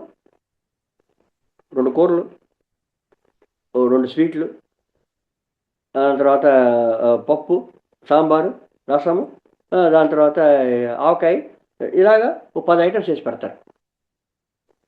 అవునా? విందు భోజనం పెడతారు. 10 ఐటమ్స్ చేసి పెడతారు బ్రహ్మాండంగా. నేను వస్తాను, శుభ్రంగా తింటాను. అబ్బా చాలా బ్రహ్మాండంగా ఉందండి మీ భోజనం అని చెప్పేసి హాయిగా తృప్తిగా భోంచేసి మీకు కూడా తృప్తిగా ఉంటుంది. ఓ సార్ వచ్చారు, భోజనం చేశారు, చాలా బాగుంది చెప్పేసి ఓకే రైట్ టాటా బాయ్ అని చెప్పి నేను నా ఇంటికి వెళ్ళిపోతాను. మీరు చాలా తృప్తిగా ఉన్నారు, నేను చాలా తృప్తిగా ఉన్నాను. కానీ మొట్టమొదటి రోజు పిలిచారు, వచ్చాను. రెండో రోజు కూడా వచ్చాను, మీరు పిలవకుండా. మీరేం చేస్తారు? అన్నం పెడతారా పెట్టరా? గ్యారంటీగా పెడతారు. కానీ రెండో రోజు, మొట్టమొదటి రోజు 10 ఐటమ్స్ ఉన్నాయి, రెండో రోజు ఎన్ని ఐటమ్స్ పెడతారు? పోయో సార్ వచ్చారే అని చెప్పేసి మొహమాటం కొద్దీ అప్పటికప్పుడు ఐటమ్స్ చేసి 10 ఐటమ్స్ చేసిన మొట్టమొదటి రోజు కాస్త 5 ఐటమ్స్ చేసి పెడతారు రెండో రోజు. నో అని చెప్పకుండా వచ్చారు కదా అని చెప్పేసి నేను తినేసి వెళ్ళిపోయాను. మూడో రోజు వచ్చానండి, మీరు పిలవకుండా. నాకు అన్నం పెడతారా పెట్టరా? గ్యారంటీగా పెడతారు. కానీ ఎన్ని ఐటమ్స్ ఉంటాయి? 3 ఉంటాయి. అవునా? 10, 5, 3. నేనేం మాట్లాడట్లేదు, తినేసి వెళ్ళిపోయాను. 4వ రోజు వచ్చానండి. మీరు ఎన్ని ఐటమ్లు వేస్తారు? మొట్టమొదటి మొహం కొంచెం మాడిపోతుంది మీకు. ఏంట్రా వీడు, గురువుగారు కదా వచ్చారు కదా, పెట్టాలి కదా, మీరు పుణ్యం వస్తుంది కదా, ఎందుకు మొహం మార్చుకుంటున్నారు? పెట్టచ్చు కదా. ఆఖరికి చారు పెడతారు అంతే. 4వ రోజు వచ్చేప్పటికి మొట్ట అనుకుంటారు మనసులో, ఏంట్రా వీడు రోజు వస్తున్నాడు, ఎంత గురువుగారు అన్నాను. పుణ్యం వస్తుంది కదా, పెట్టచ్చు కదా, అన్నదాన్ని పెట్టచ్చు కదా, ఎందుకు చేయట్లేదు? నేనేమో సిగ్గు లేకుండా 5వ రోజు కూడా వచ్చానండి. మీరేం చేస్తారు? ఈ తలకానప్పు కావద్దురా బాబు అని చెప్పేసి మజ్జిగానం పెడతారు. నో అని చెప్పకుండా. నేనేం మాట్లాడట్లేదు, మీరేం పెడితే తినేసి వెళ్తున్నాను, గుర్తుపెట్టుకోవాలి. ఏం మాట్లాడకుండా. అప్పుడు మీకు తెలిసిపోయింది, రోజు వస్తున్నారా వీడు బాబోయ్ అని చెప్పేసి 6వ రోజు కూడా నేను వస్తున్నానండి. మీకు తెలిసిపోతుంది, మీరు మొహం మీద తలిపేస్తారండి 6వ రోజు, లేదా లాక్ చేసి వెళ్ళిపోతారండి. లేదా ఉన్నా కూడా మొహం మీద తలిపేస్తారు. ఎందుకు తలిపేస్తున్నారు? గురువుగారు వచ్చారు కదా, అన్నం పెట్టచ్చు కదా, పుణ్యం వస్తుంది కదా, ఎందుకు? ఏమొచ్చింది, ఏం మార్పు వచ్చింది మీకు? మన ఇంటికి బంధువులు వస్తారనుకోండి, మన ఇంటికి బంధువులు వస్తారు. బంధువులు వచ్చారంటే మనం ముందరే తెలుసుకుంటాం, ఏ రోజు వస్తున్నారు, ఏ రోజు వెళ్తున్నారు, రిటర్న్ చేయని ఎప్పుడు తెలుసుకుంటాము. 4 రోజులు ఉంటాను ఆయన, 5వ రోజు బయలుదేరుతాం అని మనం వాళ్ళ ప్రోగ్రాం అంతా పక్కగా తెలుసుకుని మన ఇంటికి వచ్చిన బంధువులు మనం బ్రహ్మాండంగా చూసుకుంటాం. ఆ 4 రోజులు ఫస్ట్ క్లాస్గా చూసుకుంటాం. పడగలో పెట్టి తృప్తిగా హాయిగా అందరూ ఎంజాయ్ చేస్తూ భోజనం చేసి ఉంటాం. ఓకే, అన్నదానం చేస్తున్నాం అక్కడ, అయిపోయింది. 5వ రోజు వెళ్ళిపోతానని తెలుసు గ్యారంటీగా. అందుకోసం 4 రోజులు బ్రహ్మాండంగా షట్టర్ సోపేటంగా భోజనాలు పెట్టి పంపించాం. ఏదో ఒక కారణం వల్ల వాళ్ళు ఒక 1 వీక్ పోస్ట్పోన్ చేసుకున్నారు అనుకోండి, వెళ్ళైపోయారు 5వ రోజు. ఇప్పుడు మీరు 6వ రోజు నుంచి మీ వంటకాలు ఎలా ఉంటాయి? బంధువులు కదా, మీకు కావాల్సిన వాళ్ళు కదా, మర్యాద తగ్గింది? ఏం కారణం? మీరు ఎప్పుడు వెళ్ళిపోతారు చూసుకుంటూ ఉంటాం. నేను ఇందాక చెప్పాను కదా, 10 ఐటమ్స్ కాస్త 5 ఐటమ్స్, 4 ఐటమ్స్, 3 ఐటమ్స్, 2, 1, 0, అక్కడ పచ్చడి మెతుకులు, ఇది చారు అన్నం, ఇలా అయిపోతుంది వాడు వెళ్ళేసరికి మిగతా 4 రోజులు. ఏం కారణం? ఎందుకు నేను వస్తుంటే తలుపు మొహం మీద తలిపేస్తున్నారు 6వ రోజుకల్లా? మొట్టమొదటి రోజు పెట్టి ఐటమ్స్ పెట్టకుండా తగ్గించేసి నేనేం మాట్లాడకుండా తింటున్నాను, అయినా కూడా మీరు మొహం మీద తెలిపేస్తున్నారు. నేను పచ్చడి మీద మీరు మీరు పచ్చడి పెట్టినా లేదా మధ్యగానే పెట్టినా కూడా తిన్నా రెడీగా ఉన్నాను నేను 6వ రోజు. కానీ మీరు మొహం మీద తెలిపేశారు. ఎందుకు వేశారు? ఏం కారణం? కొంచెం ఆలోచించండి. ఏదో ఉంటుంది దీని వెనకాల కారణం. అవునా కాదండి? చెప్పింది కరెక్టా కాదా? కదా? ఏం కారణం అది అంటే మాస్టర్స్, ఇక్కడ మనం తెలుసుకోవాల్సిన మూలమైన సత్యం ఒకటి ఉందండి. ఏమిటంటే ఇందాక నేను చెప్పిన అనుభవమే జ్ఞానం. ఏ అనుభవం కావాలి మనకి? మనకు కావాల్సిన మొట్టమొదటి అనుభవం, ఫండమెంటల్ అనుభవం, అస్థివారం లాంటి అనుభవం ఏమిటి అంటే మనము శరీరం కాదు, ఆత్మలం. ఆ అనుభవం కావాలండి. మనందరికీ అది ఉందండి, లోపల ఆ జ్ఞానం ఉందండి. అలాంటి జ్ఞానం, అనుభవ జ్ఞానం మనందరికీ ఉంది. మనందరం శరీరం కాదు, ఆత్మలం అని నువ్వు ధ్యానం చేసిన చేపని కూడా ఉందండి అది. ఆ జ్ఞానం ఉందండి అది. కానీ ధ్యానం చేస్తే మనం బయటికి తెచ్చుకుంటూ తెలుసుకుంటాం ప్రాక్టికల్గా. స్వాధ్యాయ సజ్జన సాగించే వల్ల ఇంకా ఎక్కువ ప్రాక్టికల్గా మనం మన యొక్క జీవితంలో అమలు పరచాలని చూస్తాము. ధ్యానం చేయకపోయినా కూడా సజ్జన సాంగత్యంలో స్వాధ్యాయంలో మీరు ఈడుపడ్డా లేకపోయినా కూడా మనందరికీ బేసిక్ అనుభవం మనందరం ఆత్మలం అని ఉందండి. ఆత్మ యొక్క గుణం ఏం చేస్తున్నా మీకు? ఆత్మ యొక్క ఒక గుణం చైతన్యం. చైతన్యము అంటే అది ఖాళీగా ఉండదు, శక్తివంతమైన శక్తిని మనం ఖాళీగా ఉంచలేమండి. ఏదో పని చేస్తూ ఉంటుంది. కదలిక, చైతన్యం కదలిక చేస్తూనే ఉంటుంది. మనందరం ఆత్మలం కాబట్టి మన శరీరంలో ఉండేది ఆత్మ శక్తి కాబట్టి అది ఖాళీగా ఉండదు. అది ఖాళీగా ఉండకుండా ఏం చేస్తుంది? ఏదో శరీరంతో పనిచేస్తూనే ఉంటుంది. ఏదో పనిచేసి ఆ వచ్చే సంపాదనతో మన యొక్క జీవనాన్ని మనం గడుపుకుంటామండి. అంతే కదా? ఇప్పుడు మనం భోంచేయాలంటే ఊరికే కూర్చుంటే ఎవడేస్తాడండి? సంపాదించాలి. ఎంత సంపాదిస్తున్నారంటే క్వశ్చన్ కాదు. మనం సంపాదించిన తగ్గట్టు మనం భోజనం చేస్తాం. దాని తగ్గట్టు మనం వసతులు పెట్టుకుంటాం. ఇల్లు కట్టుకోవడం, లేదా అద్దెంట్లో ఉండడం, లేదా ఇంట్లో సామాన్లు పెట్టుకోవడం, ఏదో మొత్తం మన సంపాదన తగ్గట్టు. కానీ ఖాళీ కూర్చుంటే రాదు కదా ఇవన్నీ. సో ఆత్మ యొక్క ముఖ్యమైన లక్షణం, ఒక గుణం ఏమిటి అంటే చైతన్యము, కదలిక. అది ఖాళీగా ఉండదు. అంటే అది సోంబేరిగా ఉండదు, సోమరిపోతుగా ఉండదు. తన బతకడానికి కావాల్సిన జీవనోపాధికి కావాల్సిన సదుపాయాలు, కృషి తను చేస్తుంది. నేను బతకడానికి కావాల్సిన అన్నాన్ని నేను కష్టపడి శరీరంతో నా ఆత్మశక్తిని ఉపయోగించి సంపాదిస్తాను. అంటే అర్థం ఏంటి? నాకు ధ్యానం చేయకపోయినా కూడా నాకు బేసిక్ జ్ఞానం నా లోపల రక్తంలో ప్రవహిస్తోంది. నేను ఆత్మని. ఆ గుణం ఉన్నందువల్ల నేను ఖాళీగా కూర్చోలేను. నా అన్నాన్ని నేను సంపాదించకుండా బయటపడతాను నేను. అంతే కదా? సో మనందరికీ ఆ జ్ఞానం ఉంది, మనం ఆత్మలం అనేది. ఆ జ్ఞానం ఉన్న వల్లనే ఇప్పుడు నేను వస్తున్నాను మీ ఇంటికి భోజనానికి, 6 రోజులు 7 రోజులు వస్తున్నాను అనుకోండి. సో నేనేం చేస్తున్నాను? నాకు కూడా ఆ జ్ఞానం ఉంది, నేను ఆత్మనే అని. మీకు కూడా ఆ జ్ఞానం ఉంది, ఆత్మనే అని. ఓకే, మొట్టమొదటి 2 రోజులు 3 రోజులు బాగానే పెట్టారు, ఏదో పెట్టారు మొత్తం మీద. గురువు గారు వచ్చారు పోయారు, ఏదో జ్ఞానం ఇస్తాడని చెప్పేసి. ఇంకా నేను ఎప్పుడైతే కంటిన్యూస్గా రావడం మొదలుపెట్టానో నాలో సోంబేరితనం స్టార్ట్ అయ్యిందండి. అంతేనా? సోంబేరితనం స్టార్ట్ అయింది. నేను ఖాళీ కూర్చుని ఏ కష్టపడకుండా నాకు తిండి వచ్చేస్తుంది. కానీ మీలో ఉండే ఆత్మ, నాలో ఉండే ఆత్మ సోంబేరితనంగా మారడం ఇష్టపట్టలేదు. ఎందుకంటే ఆత్మకు గుణం ఏమిటి? చైతన్యం కదా? సో నాలో ఉండే ఆత్మకి అది సోంబేరిగా మారడం మీలో ఉండే ఆత్మకి ఇష్టం లేదు. మరి దాన్ని ఎలా చెప్పాలి? మొహం మీద అనిపేస్తారు. అంతే కదా నాయన? నేను మాత్రమే ఆత్మని కాదు, నాకు కావాల్సిన నా చైతన్య శక్తితోటి నాకు కావాల్సిన విషయాన్ని నేను సంపాదించుకొని నేను జీవిస్తున్నాను. నీకు కూడా ఆ చైతన్య శక్తి ఉంది, నువ్వు కూడా ఆత్మనే. నువ్వు కూడా జీవించడానికి కావాల్సిన సదుపాయాలు నీ యొక్క ఆత్మశక్తితోటి వెచ్చించుకొని నువ్వు పొందాలి. నువ్వు రోజు వచ్చి కూర్చున్నావంటే సోంబేరితనం అయిపోతుంది. నువ్వు ఆత్మ చెప్పాలంటే మొహం మీద తలపేస్తుంది. అప్పుడు తెలుస్తుంది. ఎలా తెలుస్తుంది? అది తప్పు కాదు.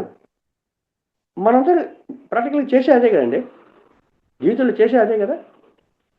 అంటే మూలమైన విషయం అందరికీ తెలుసు, మనం ఆత్మలో అనుభవపూర్వకంగా మనం తెలుసుకోవట్లేదు, ధ్యానం చేస్తే వస్తుంది. సో ఈ విధంగా అన్నదానం అన్నదానం మిన్ననే పుణ్యం వస్తుంది, దాని సందేహం లేదు. మొహం ఏం తెలిపేస్తున్నావు? నువ్వు కూడా ఆత్మవే, నువ్వు కూడా చైతన్య స్వరూపుడివే అని ప్రాక్టికల్గా మనం ఎలా చెప్పాలి, దానికోసం వేస్తున్నాం అండి అన్నదానం మిన్న అయినా కూడా. చూసారా మాస్టర్? కానీ మనం ఈ అన్నదానాన్ని మనం పుణ్యం ఆశించి మనం చేస్తున్నామండి. ఏదో పుణ్యం వస్తుంది. పుణ్యం వచ్చింది అనుకోండి, పుణ్యం వచ్చిందంటే ఫలితాన్ని ఆశించి చేసిన కర్మ, మంచి కర్మ, అదే పుణ్యం. పుణ్యం వచ్చిందంటే అది ఏమవుతుందండి? కర్మఫలం ఉంది.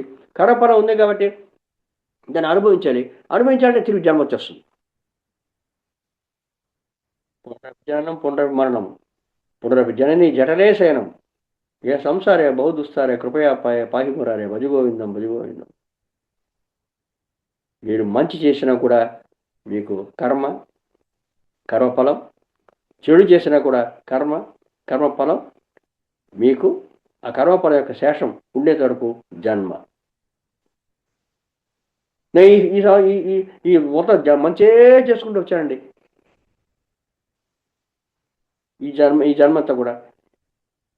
ఆ చేసిన ఫలితాన్ని కొంత అనుభవించాను, బోర్డు మిగిలిపోయింది. అప్పుడు ఏమవుతుంది? ఇంకో జన్మ లోపల మీకు ఈ పుణ్యం చేస్తే మనకి ఏమొస్తుందంటే, మనకి వసతులతో కూడిన భోగం, పుణ్యం భోగంతో కూడిన జీవితం వస్తుంది. ఇంకో జీవితం. పాపం చేస్తే రోగంతో కూడిన జీవితం వస్తుంది. పాపం అనే పాపకార్యం అంటే ఏమిటి? ఇంకో జీవికి మనం హింస చేయడమే, అదే పాపకార్యం. పాపం రోగం, పుణ్యం భోగం, అంతే. సింపుల్ కర్మ సిద్ధాంతం. మనం ఏం చేస్తాం? మనం పొందాల్సిందే, అనుభవించకపోయిన మిగతాది ఇంకో జన్మ. సో మీరు మంచి పని చేసినా కూడా మీకు జన్మ వచ్చేస్తుంది, చెడ్డ పని చేసినా కూడా మీకు జన్మ వచ్చేస్తుంది.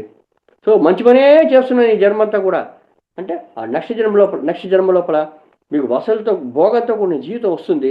కానీ మళ్ళీ మంచి పనే చేస్తానికి గ్యారంటీ ఏమిటి? కొన్ని చెడ్డ పనులు చేయొచ్చు కదా, పాప పనులు చేయొచ్చు కదా, మళ్ళా రోగం రావచ్చు కదా, మళ్ళా కర్మశేషం ఉంటుంది కదా, మళ్ళా మీరు పునర్జననం పునర్మరణం అలా ఫిక్స్ అయిపోతాం కదా. సో ఆ జ్ఞానం మనకి రావాలి అంటే కర్మ మీద ఎరుపు రావాలి మనకి. మాస్టర్ ఇదంతా మనకి ధ్యానం చేస్తూ వస్తాయండి. మనం ఏ కర్మ చేస్తున్నాం, ఆ కర్మ యొక్క ఫలితం ఏమిటి అని ఎరుకుతో మనం చేస్తామండి. అందరికీ ఆత్మ అనే మూలమైన జ్ఞానం ఉంది, కానీ దాన్ని ప్రాక్టికల్గా చూపించాలి. అందుకోసం మనం అన్నదానం మంచి అయినా కూడా మనం ఇష్టపడం. ఇప్పుడు కళ్యాణం అయినా సరే, కర్మ అయినా సరే మనం అన్నదానం చేస్తామండి. చూసారా? కళ్యాణం అంటే పెళ్ళి, అందరిని పిలుస్తాం, అందరిని పిలిచి మనం భోజనం పెడతాం. వాళ్ళు ఏమి ఇస్తారు, వాళ్ళు ఇచ్చే 100 రూపాయలు 1000 రూపాయలు దాన్ని ఆశించి మనం పెట్టడం లేదు. ఓకే, వాళ్ళు ఇస్తారో లేదో మొత్తం మీద మనం భోజనం పెడతాం. ఎందుకు భోజనం పెడుతున్నాం అండి? వాడు మనస్ఫూర్తిగా మనం తిన్న భోజనం, అన్నదానం చేసామంటే ఏమవుతుంది? తృప్తి అవుతుందని చెప్పాను. తృప్తిగా ఉండే మనస్సు, తృప్తిగా ఉండే శరీరం రెండింటితోటి కలిపి వాళ్ళు మనస్ఫూర్తిగా నాయన నువ్వు చిరకాలం వర్ధిల్లాలి అని ఆశీర్వదిస్తారు. అంతే కదా? కళ్యాణ పత్రికలో ఏదొస్తున్నాండి? మేమిచ్చు చందన తాంబూల సత్కారములు స్వీకరించి మమ్మ ఆనందింపచే ప్రార్థన సకుటుంబ సపరివార సమేతముగా విచ్చేసి, ఇదే కదా కళ్యాణ పత్రిక. ఎందుకు చేస్తున్నాం మనం? అన్నదానం ఎందుకు పెడుతున్నాం? వాళ్ళు మనస్ఫూర్తిగా ఆశీర్వదిస్తారని. ఆశీర్వాదం వల్ల మన జీవితాలు బాగుపడతాయని మన నమ్మకం. అవునా? అసలు ఆశీర్వాదం చేస్తే వచ్చేస్తూనే ఏం లేదు, కానీ మనం ఫలితాన్ని ఆశిస్తున్నాం. ఏ ఫలితాన్ని ఆశిస్తున్నాం? వాళ్ళ వల్ల వాళ్ళ ఆశీస్సులు మనం ఆశిస్తున్నాం. అందుకోసం అన్నదానం చేసాం. మరి కర్మ చచ్చిపోయారంటే ఆ 10 రోజులు 13 రోజుల కర్మ చేస్తాం కానీ అప్పుడు కూడా మనం అన్నదానం చేస్తున్నాం అండి. ఇదైతే పర్వాలేదు, పుణ్యం వస్తుంది, వాళ్ళ ఆశీస్సులు కావాలని. మరి చచ్చిపోతే కర్మకి ఎందుకంటే అన్నదానం చేస్తున్నావు? దానికి కారణం ఏంటి? దానికేం కారణం ఉంటుంది అంటే మాస్టర్స్, దానికి కూడా ఫలితం ఆశిస్తున్నామండి. ఏం ఫలితం అంటే, చచ్చిపోయాం అనుకోండి, ఎవరైనాను కుటుంబంలో ఎవరైనా చచ్చిపోయారంటే వాళ్ళు దుఃఖంలో ఉంటారండి. మనిషి యొక్క గుణం ఏంటి తెలుసా? సంతోషాన్ని పంచుకోవాలనుకుంటాడు, దుఃఖాన్ని పంచుకోకుండా తనలో తనలో కుమిడిపోతాడండి. మనిషి గుణం అది. For example, state first pass అయ్యాను నేను, 10th స్టాండర్డ్లో స్టేట్ ఫస్ట్ పాస్ అయ్యాను. ఎంత సంతోషంగా ఉంటుంది. మనం ఏం చేస్తాం? వెంటనే బోల్డ్ చాక్లెట్లు తీసి అది తెలిసిన వాళ్ళకి పంచేస్తుంటాం. మా వాడు స్టేట్ ఫస్ట్ వచ్చాడని చెప్పేసి సంతోషాన్ని మనం పంచుకోవడానికి ట్రై చేస్తాం. అదే ఎవరైనా చచ్చిపోయి అనుకోండి, దుఃఖం వచ్చిందంటే దాన్ని ఎవరు బయట చెప్పాలండి, మనలో మనం కూలిపోతామండి. అలాంటి సమయంలోనే మనకి ఎవరిలో ఒక సహాయం కావాలండి, ఎవరికి సహాయం కావాలండి, మానసికంగా ఎవరికి సహాయం కావాలి. ఆ సమయం లోపల చచ్చిపోయినప్పుడు మనం ఆ చచ్చిపోయిన బంధువులింటికి వెళ్ళి, నాయన నువ్వే వరి అవ్వకు, మేమందరం ఉన్నాం మీకు సపోర్ట్ చేయడానికి, మనం చేస్తామో చేయమో అది వేరే సంగతి తర్వాత, కానీ మనం ప్రాక్టికల్గా వెళ్ళి వాళ్ళతో సపోర్ట్ చేస్తామని చెప్తాం కదా, ఓ మాట చెప్తాం కదా, నువ్వే వరి అవ్వకు బాబు, మేమంతా ఉన్నాం, నువ్వే కంగారు పడకు అని చెప్పేసి మనం వాళ్ళకి సపోర్ట్ చేయాలి. మనం ట్రై చేస్తాం కదండి. ఆ దుఃఖంలో ఉన్నాడు వాడు చెప్పలేడు బయటికి, వాడు చెప్పడు కూడా. ఎందుకు? మనిషి గుణం అది. దుఃఖాన్ని తనలో తను పెట్టి కుమిలిపోతూ ఉంటాడు, అయ్యో పోయాడే. అప్పుడు మనమంతా వాడికి ఒక ఊరట కల్పించడానికి మనమంతా వెళ్తామండి. ఆ సమయంలో ఆ ఊరట కల్పించడానికి వెళ్ళిన వల్ల వాడికి మనసు తేలిక పడుతుంది. ఓ పర్వాలేదే, ఇంతమంది ఉన్నారు మనకి, మనం చేస్తామో చేయమో అది వేరే సంగతి, కానీ మనిషికి మనం వెనకాతలు ఉన్నాడని చెప్పేసి ఒక మనోధైర్యం వస్తుంది. ఆ మనోధైర్యాన్ని ఆ దుఃఖ సమయంలో మనం కల్పించినందుకు కృతజ్ఞతగా మనం ఆనందం చేస్తున్నామండి. అది సంగతి. అందుకోసమే కళ్యాణం వచ్చినా కర్మ వచ్చినా మనం అన్నదానం చేయడానికి కారణం అది. ఫలితాన్ని ఆశించి చేస్తున్నాం. మన్ని కర్మ చేశాడు, కర్మలో అన్నదానం చేయడానికి కారణం మన యొక్క దుఃఖాన్ని తగ్గించడానికి మనం వచ్చిన వాళ్ళు సహాయం చేశారు కాబట్టి దాన్ని కృతజ్ఞతగా చేసేదే అన్నదానం. అందుకోసం కర్మ చేసేప్పుడు కూడా అన్నదానం చేస్తామండి కదా. ఆ కర్మ చేసేప్పుడు చేసే అన్నదానం మనం రుచిగా బాగుంది అని చెప్పి ఎవరు తినండి నాకు, కానీ వాడు ఏం చేసినా ఏం పెట్టినా కూడా హాయిగా తినేసి డోంట్ వరీయా ఐఎమ్ హియర్ అని చెప్పేస్తాం కదా. అందుకోసం కర్మ అయినా సరే కళ్యాణం అయినా సరే మనం అన్నదానం చేస్తాం. అందుకోసం అన్నదానం గొప్పది, ఒక మనిషికి తృప్తినిస్తుంది. చూసారా? సో మాస్టర్, కానీ అన్నదానాన్ని ఒక లెవెల్కి తగ్గి ఒక లెవెల్ తర్వాత మనం చేసామంటే అది సోమరిపోతనాన్ని అది అధికపరుస్తుంది. అందుకోసమే మనం అన్నదానాన్ని ఆయా సందర్భాల్లోనే చేయాలి. ఫలితాన్ని ఆశించి చేస్తున్నాం, దాని సందేహం లేదు, మళ్ళీ జన్మ వచ్చేస్తుంది, అయినా కూడా ఆయా సందర్భాల్లోనే మనం చేస్తాం, రోజు చేయం కదా. చూసారా? సో అందువల్ల అన్నదానం అనేది అనవసరంగా చేయకూడదు. ఇంకోటి ఏంటంటే, మన పత్రికారు మొట్టమొదటి చెప్పి అన్నదానం చేసేయి. ఏం చేశారు? ఏ అడిగిన అన్నదానం అంటారు. మరి ఎందుకలా చెప్తారు? ఎందుకలా చెప్తారు? ధ్యానం చేయడానికి వచ్చిన వాళ్ళందరూ అన్నదానం. మొన్న కర్తాల్లో 11 రోజుల ధ్యాన మహాయజ్ఞం 21 డిసెంబర్ 31 డిసెంబర్ జరిగింది. మరి 10 లక్షల మంది భోజనం చేశారండి. అన్నదానం 10 లక్షల మంది భోజనం చేశారు, ఓ రోజుకు 1 లక్ష. ఏమిటది? ఎందుకు చేయాలి? ఎవరు వచ్చినా అన్నం పెట్టి అనేస్తారు. ఎందుకంటే మొట్టమొదట అన్నదానం తృప్తినిస్తుంది, అది తెలుసుకుందాం మనం. రెండోది, వారు తినడానికే వస్తారండి, దానిలో ఏ సందేహం లేదు. ఆ వచ్చిన వాళ్ళలో ఆ 1,00,000 మంది లోపల మనం చూసామంటే ఓ 20,000 30,000 మందే నిజమైన ధ్యానులు. మిగతా ఉండే 40,000 50,000 మంది కూడా ఊళ్ళో పక్క ఉండేవాళ్ళు, వాళ్ళు చుట్టుపక్కల ఉండేవాళ్ళు వచ్చేస్తారు, వాళ్ళు తింటారు. పర్వాలేదు, చెయ్యి అన్నదానం, చెయ్యి. ఎందుకు? వాడు తింటాడు, వచ్చి ఫ్రీగా తింటాడు, మనం చేస్తున్నాం. రెండోసారి వస్తాడు, తింటాడు, చేస్తాం. మూడోసారి వస్తాడు, తింటాడు, చేస్తాం, నాలుగోసారి వస్తాడు, అలా పస్తాడు వస్తాడు. పస్తాడు వచ్చిన తర్వాత వచ్చిన ప్రతిసారి వీడు అన్నబడుతున్నారే అని చెప్పేసి ఏడు సమాచారం 11సారి ధ్యానం చేస్తాడండి. అది సంగతి కదా. సో మరి 11సారి ధ్యానం చేయాలి వచ్చేంత వరకు వాడిని ధ్యానంలోకి లాగాలంటే మీరు ఏం చేయాలి? మీరు మరి ఎంతో సహనంతో 10సార్లు అన్నం పెట్టాలి కదా. మన యొక్క ఉద్దేశం ఏంటి? అందరినీ ధ్యానం చేయాలి, ధ్యానంగా చేయాలి కదా. మరి ఎలా చేస్తాం? మనం ఎంతో సహనంతో మనం అన్నదానం చేస్తాం. ఇదే విషయం మాస్టర్స్. చూడండి మన యొక్క చర్యల కర్మల లోపల ఎంత ఎంత అర్థం చూసారా. సో అందువల్ల మనం అన్నదానం చేస్తాం. కానీ ఒక లిమిట్ దాటి మనం చేసామంటే ఆ అన్నదానం కూడా మనం ఎప్పుడు చేస్తాం? మనం అకేషన్లో చేస్తాం. అలా కాకుండా మామూలుగా వచ్చినప్పుడు చేసినప్పుడు కూడా మామూలుగా అంతమంది 1,00,000 మంది రాడు కదా. వస్తారు 10 మంది 20 30 వస్తారు, లేదా 100 మంది వస్తారు. వాళ్ళకి అన్నదానం చేయడం మనం రెడీగా ఉన్నాం. 100 మంది పెట్టడానికి ఏముంది, రోజుకి ఈజీగా పెట్టేసేయచ్చు. కానీ వాడు 10 సార్లు వచ్చిన తర్వాత 11సారి గురించి పరమడ గురించి ధ్యానం చేస్తాడు. వీళ్ళు ఏంటి సమాచారం, ఏం చెప్తున్నారు వీళ్ళు, ఎందుకు అన్నదానం చేస్తున్నారు? వచ్చినప్పుడంతా ధ్యానం చేయ శ్వాస మీద పెట్టాలని చెప్తారు కదా అని చెప్పి 11సారి కూర్చుంటాడు. అది చాలు మనకి.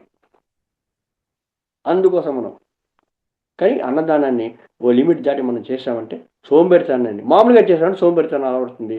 అందువల్ల అన్నదానం లిమిటెడ్గా అకేషనల్గా అవసరానికి తగ్గట్టు మనం చేయాలి. మన అవసరం ఏంటి? ఇక్కడ అందరినీ ధ్యానం చేయాలి, ధ్యానులుగా మార్చాలి. ఆ అవసరం కోసం మనం చేస్తున్నాం అంతే. కానీ మిగతా సమయంలో మన ఇంట్లో అలా చేస్తున్నావా? ఎవరు చేయట్లేదు అలాగే. సో అన్నదానం అనేది లిమిటెడ్, సోంబేరితనాన్ని అలవరుస్తుంది. దాని తర్వాత మిగతా దానం ఏంటి? అన్నదానం కంటే కొంచెం అధికమైన దానం విద్యాదానం. విద్యాదానం మనం చేసామనుకోండి ఏమవుతుంది? విద్యాదానం అంటే చేయడం ఏంటి? వాడి స్కూల్ ఫీజు కట్టడమో, లేదా వాడి పుస్తకాలు కావాల్సింది ఇవ్వడమో, ఏదో విధంగా మీకు తెలిసిన ఎలా చేస్తారో మీ యొక్క శక్తి కొద్దీ మీరు ఒక మనిషికి విద్యాదానం చేశారంటే మరి ఆ మనిషి విద్య నేర్చుకుని తన కాలం మీద నిలబడి తన కాలం మీద తను సంపాదించుకుని ఇంకో 10 మందికి ఉద్యోగం ఇచ్చే అవకాశం కూడా ఉందండి. చూసారా? సో విద్యాదానం అనేది ఆ జన్మంతా పనికొస్తుందండి. అన్నదానం అనేది ఆ పూటకి తృప్తినిస్తుంది, దానిలో సందేహం లేదు. కానీ విద్యాదానం మనం చేసామంటే మనం ఆ జన్మకి పనికొచ్చేట్టు, ఆ జన్మకి పనికొస్తుంది. ఆ జన్మ అయిపోయింది అనుకోండి, ఆ విద్యాదానం అంతా క్లోజ్. ఇంకో జన్మలో కూడా ఎక్కడ పుడతాడో, ఎలా పుడతాడో, ఏం చేస్తాడో మనకి తెలియదు. కానీ విద్యాదానం వల్ల ఒక జన్మంతా మనకి దానివల్ల ప్రయోజనం ఉంది. అన్నదానం ఒక పూటే, ఎక్కువ చేశాడంటే సోంబేరితనం. విద్యాదానం ఆ జన్మంతా. మూడో దానం ధనదానం. ధనం మనం దానం చేసామనుకోండి, ఇది చాలా డేంజర్ అండి. ఎందుకంటే చాలా చాలా చాలా నికృష్టమైన, నీచమైన, చాలా కనీసమైన దానం ఏమిటంటే ధనదానం. ధనాన్ని మీరు ఇచ్చారనుకోండి ఏమవుతుంది? ఎవరికైనా మనం రెగ్యులర్గా మనం ధనం ఇవ్వడం మొదలుపెట్టామనుకోండి, ధనం ఇవ్వడం పెడితే వాడు మన దగ్గర ఆశిస్తాడు, వస్తాడు, కూర్చుంటాడు, దానం తీసుకుని వెళ్తూ ఉంటాడు. ఈ ధనదానం వల్ల ఏమవుతుందంటే మన ప్రాణాలకే ముప్పుడడానికి ఛాన్స్ ఉందండి. మొట్టమొదట అలవాటు పడిపోయాడు, వాడు సోంబేరితనం అలవాటు అయిపోతుంది. వాడు సంపాదించకుండా హాయిగా కూర్చుని మనిషి డబ్బులతో వాడు హాయిగా బతుకుతున్నాడు.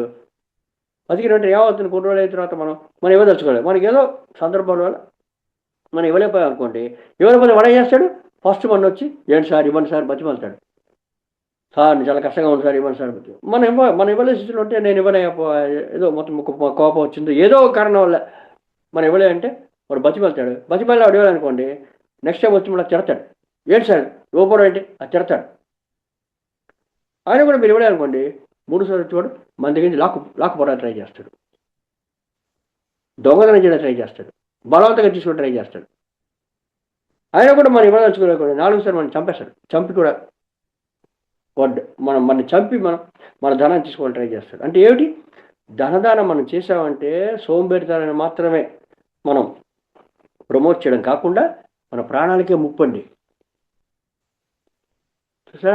అందువల్లనే ధనదానం అంటికంటే చాలా చాలా నికృష్టమైనది, చాలా డేంజరస్.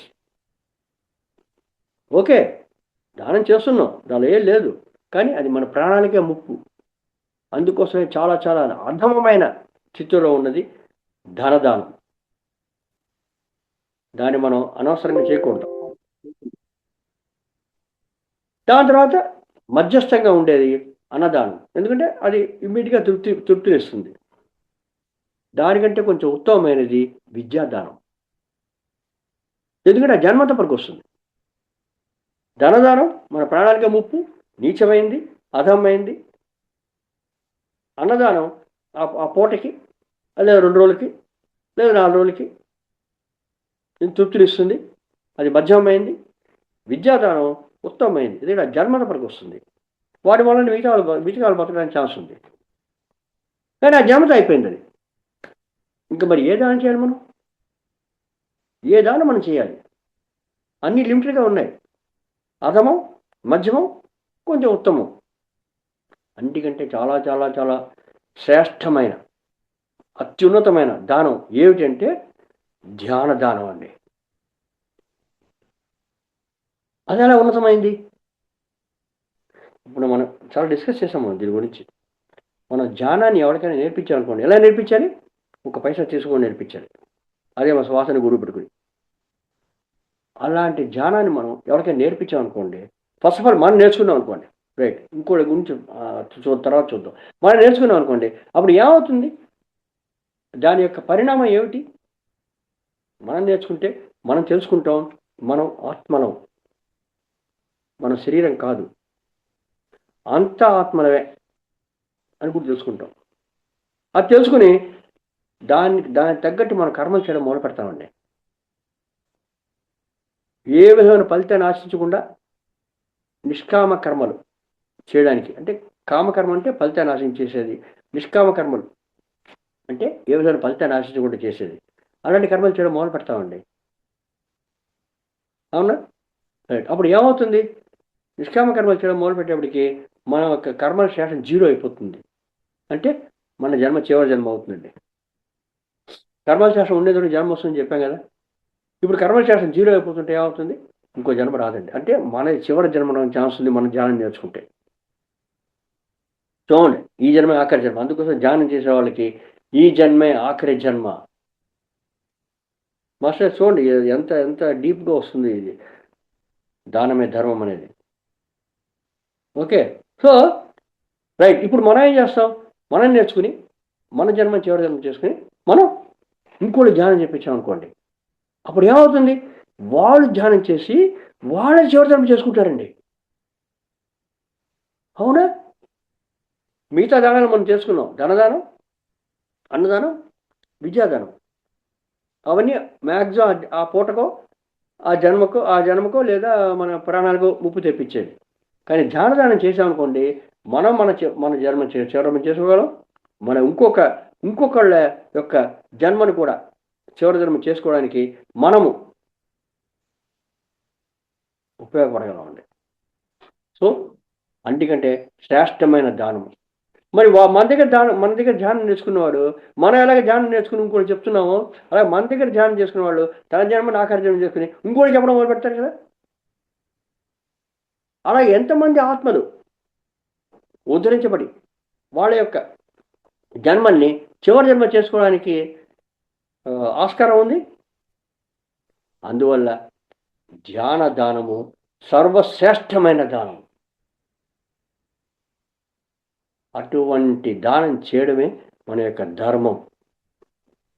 అదే దానమే ధర్మం. చూసారా మాస్టర్? సో అటువంటి ధర్మం చేయాల్సిన సమయమే ఇప్పుడు మనది. మిగతా సమయంలో మీరు చేశారంటే ఏం ప్రయోజనం లేదు, ఎవడు మిమ్మల్ని పట్టించుకోడు. చూసారా మాస్టర్? సో మనం చేయాల్సిన ధర్మం ఏంటి? ధర్మం అంటే ఏంటి? చేయాల్సిన పని ఏం చేయాలి? దానం చేయాలి. ఏం దానం చేయాలి? జ్ఞానదానం చేయాలి. ఏ జ్ఞానదానం చేయాలి? జ్ఞాన దానం చేయాలి. ఏమిటి? డబ్బు కాదు, అన్నం కాదు, విద్య కాదు. ఇవన్నీ మీరు చేయగలిగి చేయండి, నో అని చెప్పట్లేదు. కానీ లిమిటెడ్ చెప్పాను కదా, ఒక లిమిట్తో మనకి ఆ ఎరుకు వచ్చేస్తుంది ఎంతవరకు చేయాలి, ఎవరికి చేయాలని. దాని ప్రకారం మనం చేస్తాం. చేసిన అంతా కూడా ఏ విధంగా ఫలితాన్ని ఆశించి కూడా చేస్తాం. అది కూడా నిష్కామకరంగా చేస్తాం. కానీ అసలైన దానము ధ్యాన దానం. అదే వాళ్ళ యొక్క ధర్మం. దానమే ధర్మం. చూసారా? అది 5వ రత్నం. ఓకే మాస్టర్, ఇప్పుడు మనం తెలుసుకుంటున్నాం జ్ఞానదానం చేశామంటే, జ్ఞాన దానం మనం చేశామంటే అది పుణ్యం. అంతే కదా? అంతే కదా? మరి పుణ్యం అంటూ వచ్చిందంటే మనకి కర్మ అంటూ వచ్చిందంటే మళ్ళీ జన్మ. ఇలా తప్పించుకోవడం. మీరు మంచి చేసినా కర్మ యొక్క ఫలితం, చెడు చేసినా కర్మ యొక్క ఫలితం. చెడు చేసామంటే అది పాపం, అది రోగం. మంచి చేసామంటే అది పుణ్యం, అది భోగం. ఇప్పుడు మనం జ్ఞానదానం చేస్తున్నాం కదా, అది ఎంతో పుణ్యం కదా. మన జన్మని ఆఖరి జన్మ చేసుకుని మిగతా వాళ్ళ జన్మలు కూడా ఆఖరి జన్మ అయిన వరకు మనం చేస్తున్నాం. అది పుణ్యమే కదా. తన సందేహం ఏమిటి? మరి అలాంటప్పుడు ఆయన పుణ్యం కలిపి చేస్తున్నప్పుడు మరి మన జన్మ వచ్చేస్తుంది కదా. ఇప్పుడు ఏం చేయాలి మనం? అసలు ఎటువంటి పుణ్యం అది? మాస్టర్స్ అలా కాదండి. ఇలాంటి ధర్మమే అంటే జ్ఞాన ధర్మం చేయడమే అసలైన పుణ్యం. ఇలాంటి ఎటువంటి పుణ్యం ఇది? ఎటువంటి కర్మ ఫలితాలు ఇవ్వని పుణ్యం అండి. అదేలాగా అవుతుంది? చూసారా? దానం చేస్తే మనం ఫలితాన్ని ఆశించాం, అన్నదానం పెడితే ఫలితాన్ని ఆశించాం, విద్యాదానం చేస్తే ఫలితాన్ని ఆశించాం. కానీ ధ్యానం చేశామంటే మొట్టమొదటి మన జన్మ చివరి జన్మ అయిపోయింది. మన జన్మ చివరి జన్మ అంటే అర్థం ఏంటండి? కర్మలు 0 అయిపోయాయి. కర్మల ఫలితాలు 0 అయిపోయాయి. ఏమి ఆశించకుండా చేస్తున్నాం ఈ జ్ఞాన దానాన్ని మనం ఏమి ఆశించకుండా చేస్తున్నాం. అందువల్ల అది నిష్కామ కర్మ అవుతుంది. నిష్కామ కర్మ అంటే ఏమిటనుకున్నాం? ఏ విధమైన ఫలితాన్ని ఆశించకుండా చేసే కర్మ నిష్కామ కర్మ. అది ఎలా అవుతుందండి? నిష్కామ కర్మ ఎలా అవుతుంది? నిష్కామ కర్మ ఎలా చేయగలం మనం? అన్ని కర్మలు నిష్కర్మ చేసేయగలమా? అంటే కర్మలు మనకి స్వధర్మ కర్మలు, కుటుంబపరమైన కర్మలు, సముదాయపరమైన కర్మలు, 3 కర్మలు. స్వధర్మ కర్మ మనం బతకడానికి కావాల్సిన కర్మలు చేసుకుంటాం మనం కదా. ధర్మ మార్గంలో మనం సంపాదించి మనకు కావాల్సిన కర్మల్ని మనం చేసుకుంటాం. అది మనం జీవించడానికి కావాల్సింది. సో దానివల్ల పాపం పుణ్యం ఉంటే ఉండవు. కానీ అధర్మ మార్గంలో మనం సంపాదించి ఏమైనా చేసామంటే మళ్ళీ పాపం అనుకుంటుంది. కానీ ఎవరో మనం ధ్యానం చేస్తున్నాం కదా. ధ్యానము, స్వాధ్యాయం, సజ్జన సాంగత్యం వల్ల మనకు వచ్చిన జ్ఞానం తోటి మనం కర్మలు చేయడం ఆరంభిస్తాం. ఎటువంటి హాని తెలపకుండా అహింసాపరమైన కర్మలు మనం చేస్తాం. ధర్మ మార్గంలో మనం సంపాదిస్తాం. ఆ విధంగా అవన్నీ కూడా స్వధర్మ ప్రకారం చేసే కర్మలన్నీ కూడా నిష్కామ కర్మలు అయిపోతాయి. అంటే వాటికి ఫలితం ఉండదు. మన కుటుంబపరంగా చేసే కర్మ, మన కుటుంబం ఉంది, కుటుంబం వదిలిపెట్టిపోవాలా? లేదా అంత కుటుంబంలో ఉంటూ అన్ని బాధ్యతలు స్వీకరిస్తూ మనం సంసారంలో ఉండి సన్యాసిగా మారాలి. అదే కదా మన యొక్క ప్రిన్సిపల్. మన యొక్క పిఎస్ఎం యొక్క ప్రిన్సిపల్ ఏమిటి? మీరు సంసారంలో సన్యాసిగా ఉండాలి. సన్యాసిగా మారిపోయి ధ్యానం చేస్తున్నాం కదా, పొలవమని అడవులోకి వెళ్ళిపోయి కుటుంబాన్ని వదిలిపెట్టేసి, భార్య బిడ్డలు వదిలిపెట్టేసి పోవాలి ఏం లేదండి.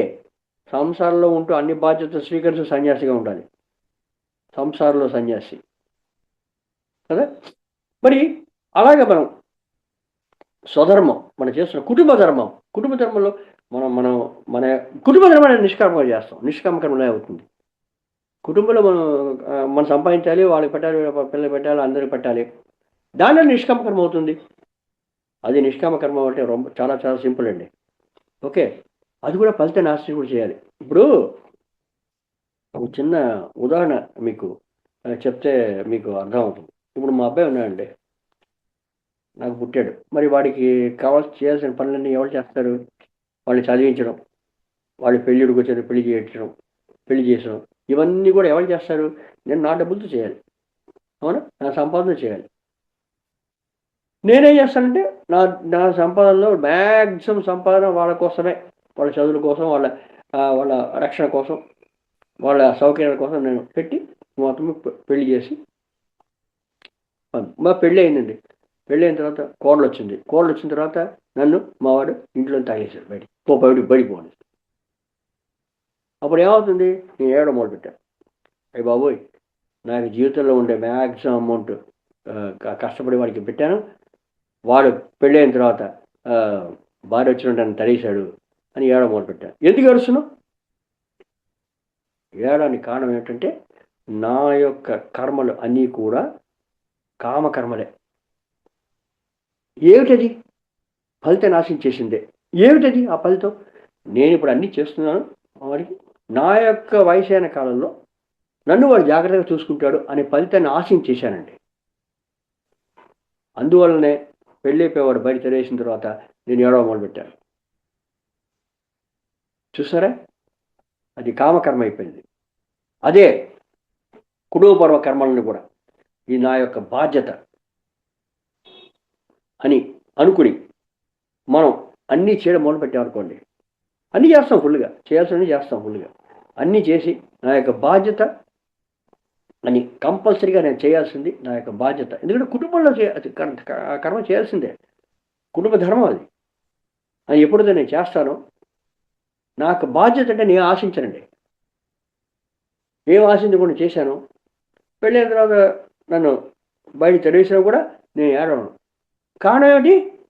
నేను చేసింది మొత్తం నిష్కామకర్మ అయిందండి. ఏవి ఆశించకుండా చేశాను. ఆ విధంగా కుటుంబ పరంగా మనం కర్మల్ని నిష్కామకర్మగా చేయొచ్చు. మనం చేయాల్సినవన్నీ కూడా మన బాధ్యత అనుకుని మనం చేశామా, అన్ని కర్మలు నిష్కామకర్మలు అయిపోతాయండి, ఏవి ఫలితం ఆశించకుండా. మరి సముదాయ పరంగా, సమాజ పరంగా, సమాజం ఉంది వల్ల మనం కూడా బతుకుతున్నాం కదా. మనం ఎక్కడో వెళ్ళి సంపాదిస్తున్నాం అంటే ఏమిటి అర్థం? సమాజంలో మనం వెళ్ళి ఉద్యోగం చేసి సంపాదిస్తున్నాం కదా, సమాజం కూడా మనకి హెల్ప్ చేస్తుంది కదా. మరి సమాజపరంగా ఎటువంటి కర్మలు చేయాలి? సమాజంలో చేసే కర్మలను కూడా మనం ఎవరికైనా ఏదైనా హెల్ప్ చేసినా, ఎవరికైనా ఏదైనా చేసినా కూడా మనం ఫలితాన్ని ఆశించేస్తాం కదా. మరి అలాంటివన్నీ కూడా ఎలా నిష్కామ కర్మలు అయిపోతాయి అంటే, మాస్టర్స్, సమాజంలో చేసే కర్మలు నిష్కామ కర్మలు లోక కళ్యాణ కార్యక్రమాలు చేస్తామండి మనం. ఫర్ ఎగ్జాంపుల్, ఇప్పుడు మన పిరమిడ్ సొసైటీలో మనం అన్నదానం చేస్తున్నాం. అన్నదానం ఎలా చేస్తామండి? ఎవడిస్తాడు? బియ్యానికి, పప్పులకి, ఉప్పుడికి, కాయగూరలకి ఎవరు డబ్బులు ఇస్తాడు? మనలాంటి వాళ్ళు ధ్యానం నేర్చుకుని మన సంపాదనలో మనస్ఫూర్తిగా ఏవి ఆశించకుండా మనంతా మనం స్వచ్ఛందంగా ఇచ్చే దానం, అదేగా ధర్మం, పుణ్యం అని చెప్పి అలాగే ఇచ్చే డబ్బులతోటి మనకు అన్నదానం. మన పిరమిడ్ కడుతున్నారు. ఎలా కట్టారండి? ఎక్కడి చూస్తాయి? పిరమిడ్ సొసైటీకి ఏమైనా ₹1,00,00,000 ఆస్తుందా? లేదే. ఎలా వచ్చింది? ఎంతోమంది ధ్యానులు వాళ్ళు ధ్యానం నేర్చుకున్న దానికి కృతజ్ఞతగా వాళ్ళ వల్ల వీలైన ధనం ఇస్తున్నారు. చాలా చాలా కార్యక్రమాలు చేస్తున్నారు. దానికైనా ధనం ఎక్కడ చూస్తుందండి? ఇప్పుడు జూమ్ సెషన్ చేస్తున్నామండి. జూమ్ సెషన్ చేస్తుంటే డబ్బులు ఎక్కడ వస్తాయా? ఏదో ఫీజు కట్టాలి కదా ఎక్కడో చోట. జూమ్ సెక్షన్ వాడికి ఎవరు కడుతున్నారు? ఎక్కడి నుంచి వస్తుంది? రంగనాథ్ గారు కడుతున్నారా? ఏమొచ్చింది ఆయనకి అలా కట్టడానికి? ఎందుకు కట్టాలి? ఎందుకు అంటే అలాంటి డబ్బులు ఎక్కడి నుంచి వస్తున్నాయి? ఇలాగా ఈ స్వచ్ఛందంగా జూమ్ సెషన్లో ఉన్న వాళ్ళంతా కూడా వాళ్ళ యొక్క స్థితికి తగ్గట్టు వాళ్ళు సేవ చేస్తున్నారు. అంతే. ధనం ఇవ్వగలిగితే ధనం ఇస్తారు, ధన రూపేణ లేదా వస్తు రూపేణ, లేదా జ్ఞానం ఇచ్చే దానం. ఇప్పుడు ఈ జూమ్ సెట్లో ఏం జరుగుతుందండి? ఇప్పుడు నేనేం చేస్తున్నాను? నేను ఒక పైసా ఇస్తున్నానా? ఏ ఇవ్వట్లేదు. నేను సింపుల్గా వచ్చి నా జ్ఞానాన్ని నాకు జ్ఞానాన్ని మీకు పంచుతున్నాను. ఇది కూడా దానమే కదా. నాకే వస్తుంది. నాగమణి గారు నాకేమో పైసా ఇవ్వట్లేదు, రంగనాథ్ గారు ఒక పైసా ఇవ్వట్లేదు. ఎందుకు చేస్తున్నాను ఇది? చూసారా, సమాజపరంగా ఆత్మోన్నతి, అందరూ ఆత్మలు ఉన్నతి స్థితికి తెలాలి ఈ జ్ఞానం పొంది అని ఒకటే ఒక ఉద్దేశంతో ఈ జూమ్ సెక్షన్లో మనం మన జ్ఞానాన్ని పంచుకుంటున్నాం. అవునా? ఈ దానమే కదా. దీని సందేహం ఏంటి? జ్ఞానదానం. మార్నింగ్ 5:30 to 6 ధ్యానం చేస్తున్నారు. ధ్యానదానం 6 నుంచి 7:00, 7:30 దాకా మనం జ్ఞానదానం. ఎవరు ఆశించలేదు. చూసారా? ఇవన్నీ నిష్కామ కర్మలు. సముదాయ పరంగా ఎవరో పెరబడి కడుతున్నారు, మనకి అవసరం తోస్తే ఇవ్వండి. సో అది చేయలేను, ఇది చేయలేను, నా దగ్గర డబ్బులు లేవు, నేనేం చేయలేను. పర్వాలేదు, ఒంట్లో శక్తి ఉంది కదా, పోయి సేవ చేయ అక్కడికి. నేను సేవ కూడా చేయలేను, పోయి పర్వాలేదు, అన్నదానం చేస్తాను కదా, అన్నదానం చేస్తే నాకు ఇక్కడ నుంచి గడ్డితో అన్నం వండించు. అది కూడా సేవే కదా, నిష్కామ కర్మే కదా, సముదాయం చేస్తుంది కదా. చూసారా మాస్టర్స్? సో ఈ విధంగా మనకి వీలైన తన్ మన్ ధన్ అంటారు కదా, తన్ శరీరంతో సేవ చేయడం, మన్ మనసుతోటి మన జ్ఞానాన్ని ఇవ్వడం, ధనంలో ఒక రూపాయన లేదా మన ఇష్టం, ఎవరు అడగట్లేదు, స్వచ్ఛందంగా. సో ఇలా చేసే దానం అది కూడా పుణ్యమే. కానీ ఏ విధమైన ఫలితాన్ని ఆశించకుండా చేసే నిష్కామ కర్మ, స్వధర్మం కర్మలు, కుటుంబ ధర్మం కర్మలు, నా బాధ్యత చేసామంటే నిష్కామ కర్మలు,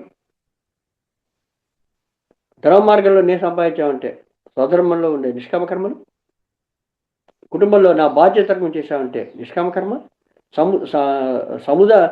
సమూహంలో మనం మనకి మనకి మనకి మన దగ్గర ఉన్న తన్ మన్ ధన్ మనస వాచ కర్మన మనం ఏం చేయగలిగితే అది.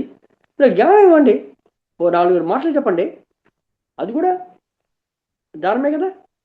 జూమ్ సైడ్ జరిగేది అదే కదా. ఓకే అండి, నేను అది ఇది ఏమి చేయలేండి. ఓకే అండి, ఏమి చేయలేకపోతే సమయం దానం ఇవ్వండి.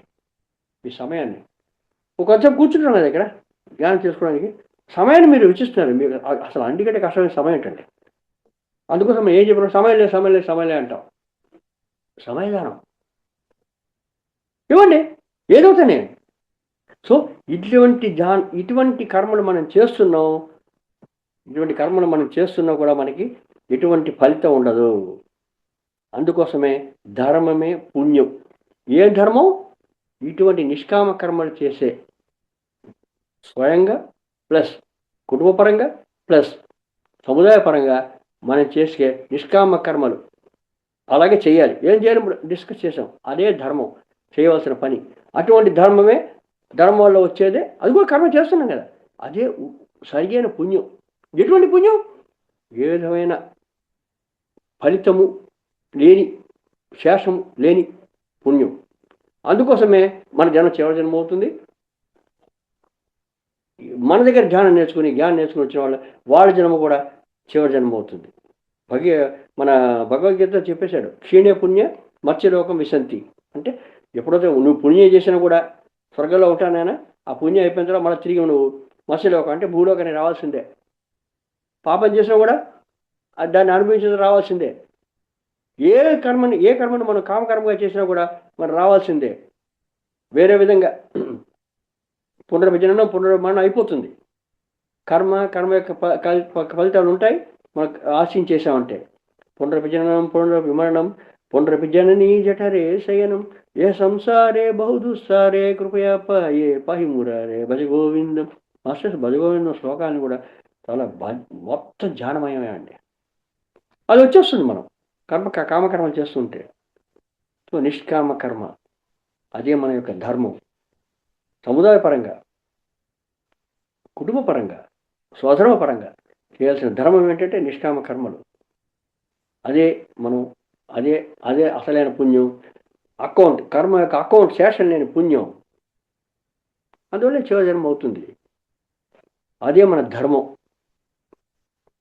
దాని మించిన ధర్మం వెళ్ళలేదు. అందుకోసమే ధర్మమే పుణ్యం అనేది 6వ రత్నం. చూసారా మాస్టర్? శ్వాసే గురువు, సమయమే సాధన, సహనమే ప్రగతి, అనుభవమే జ్ఞానము, దానమే ధర్మము, ధర్మమే పుణ్యం. ఎలా పుణ్యం వస్తుంది అనే విషయాన్ని మనం రేపు మనం కొంచెం తెలుసుకుని ఈ పుణ్యం వల్ల ఎలాంటి ఏ అకౌంట్లో పడుతుంది ఈ పుణ్యం అనే విషయాన్ని మనం రేపు తెలుసుకుని మిగతా విషయాలు మనం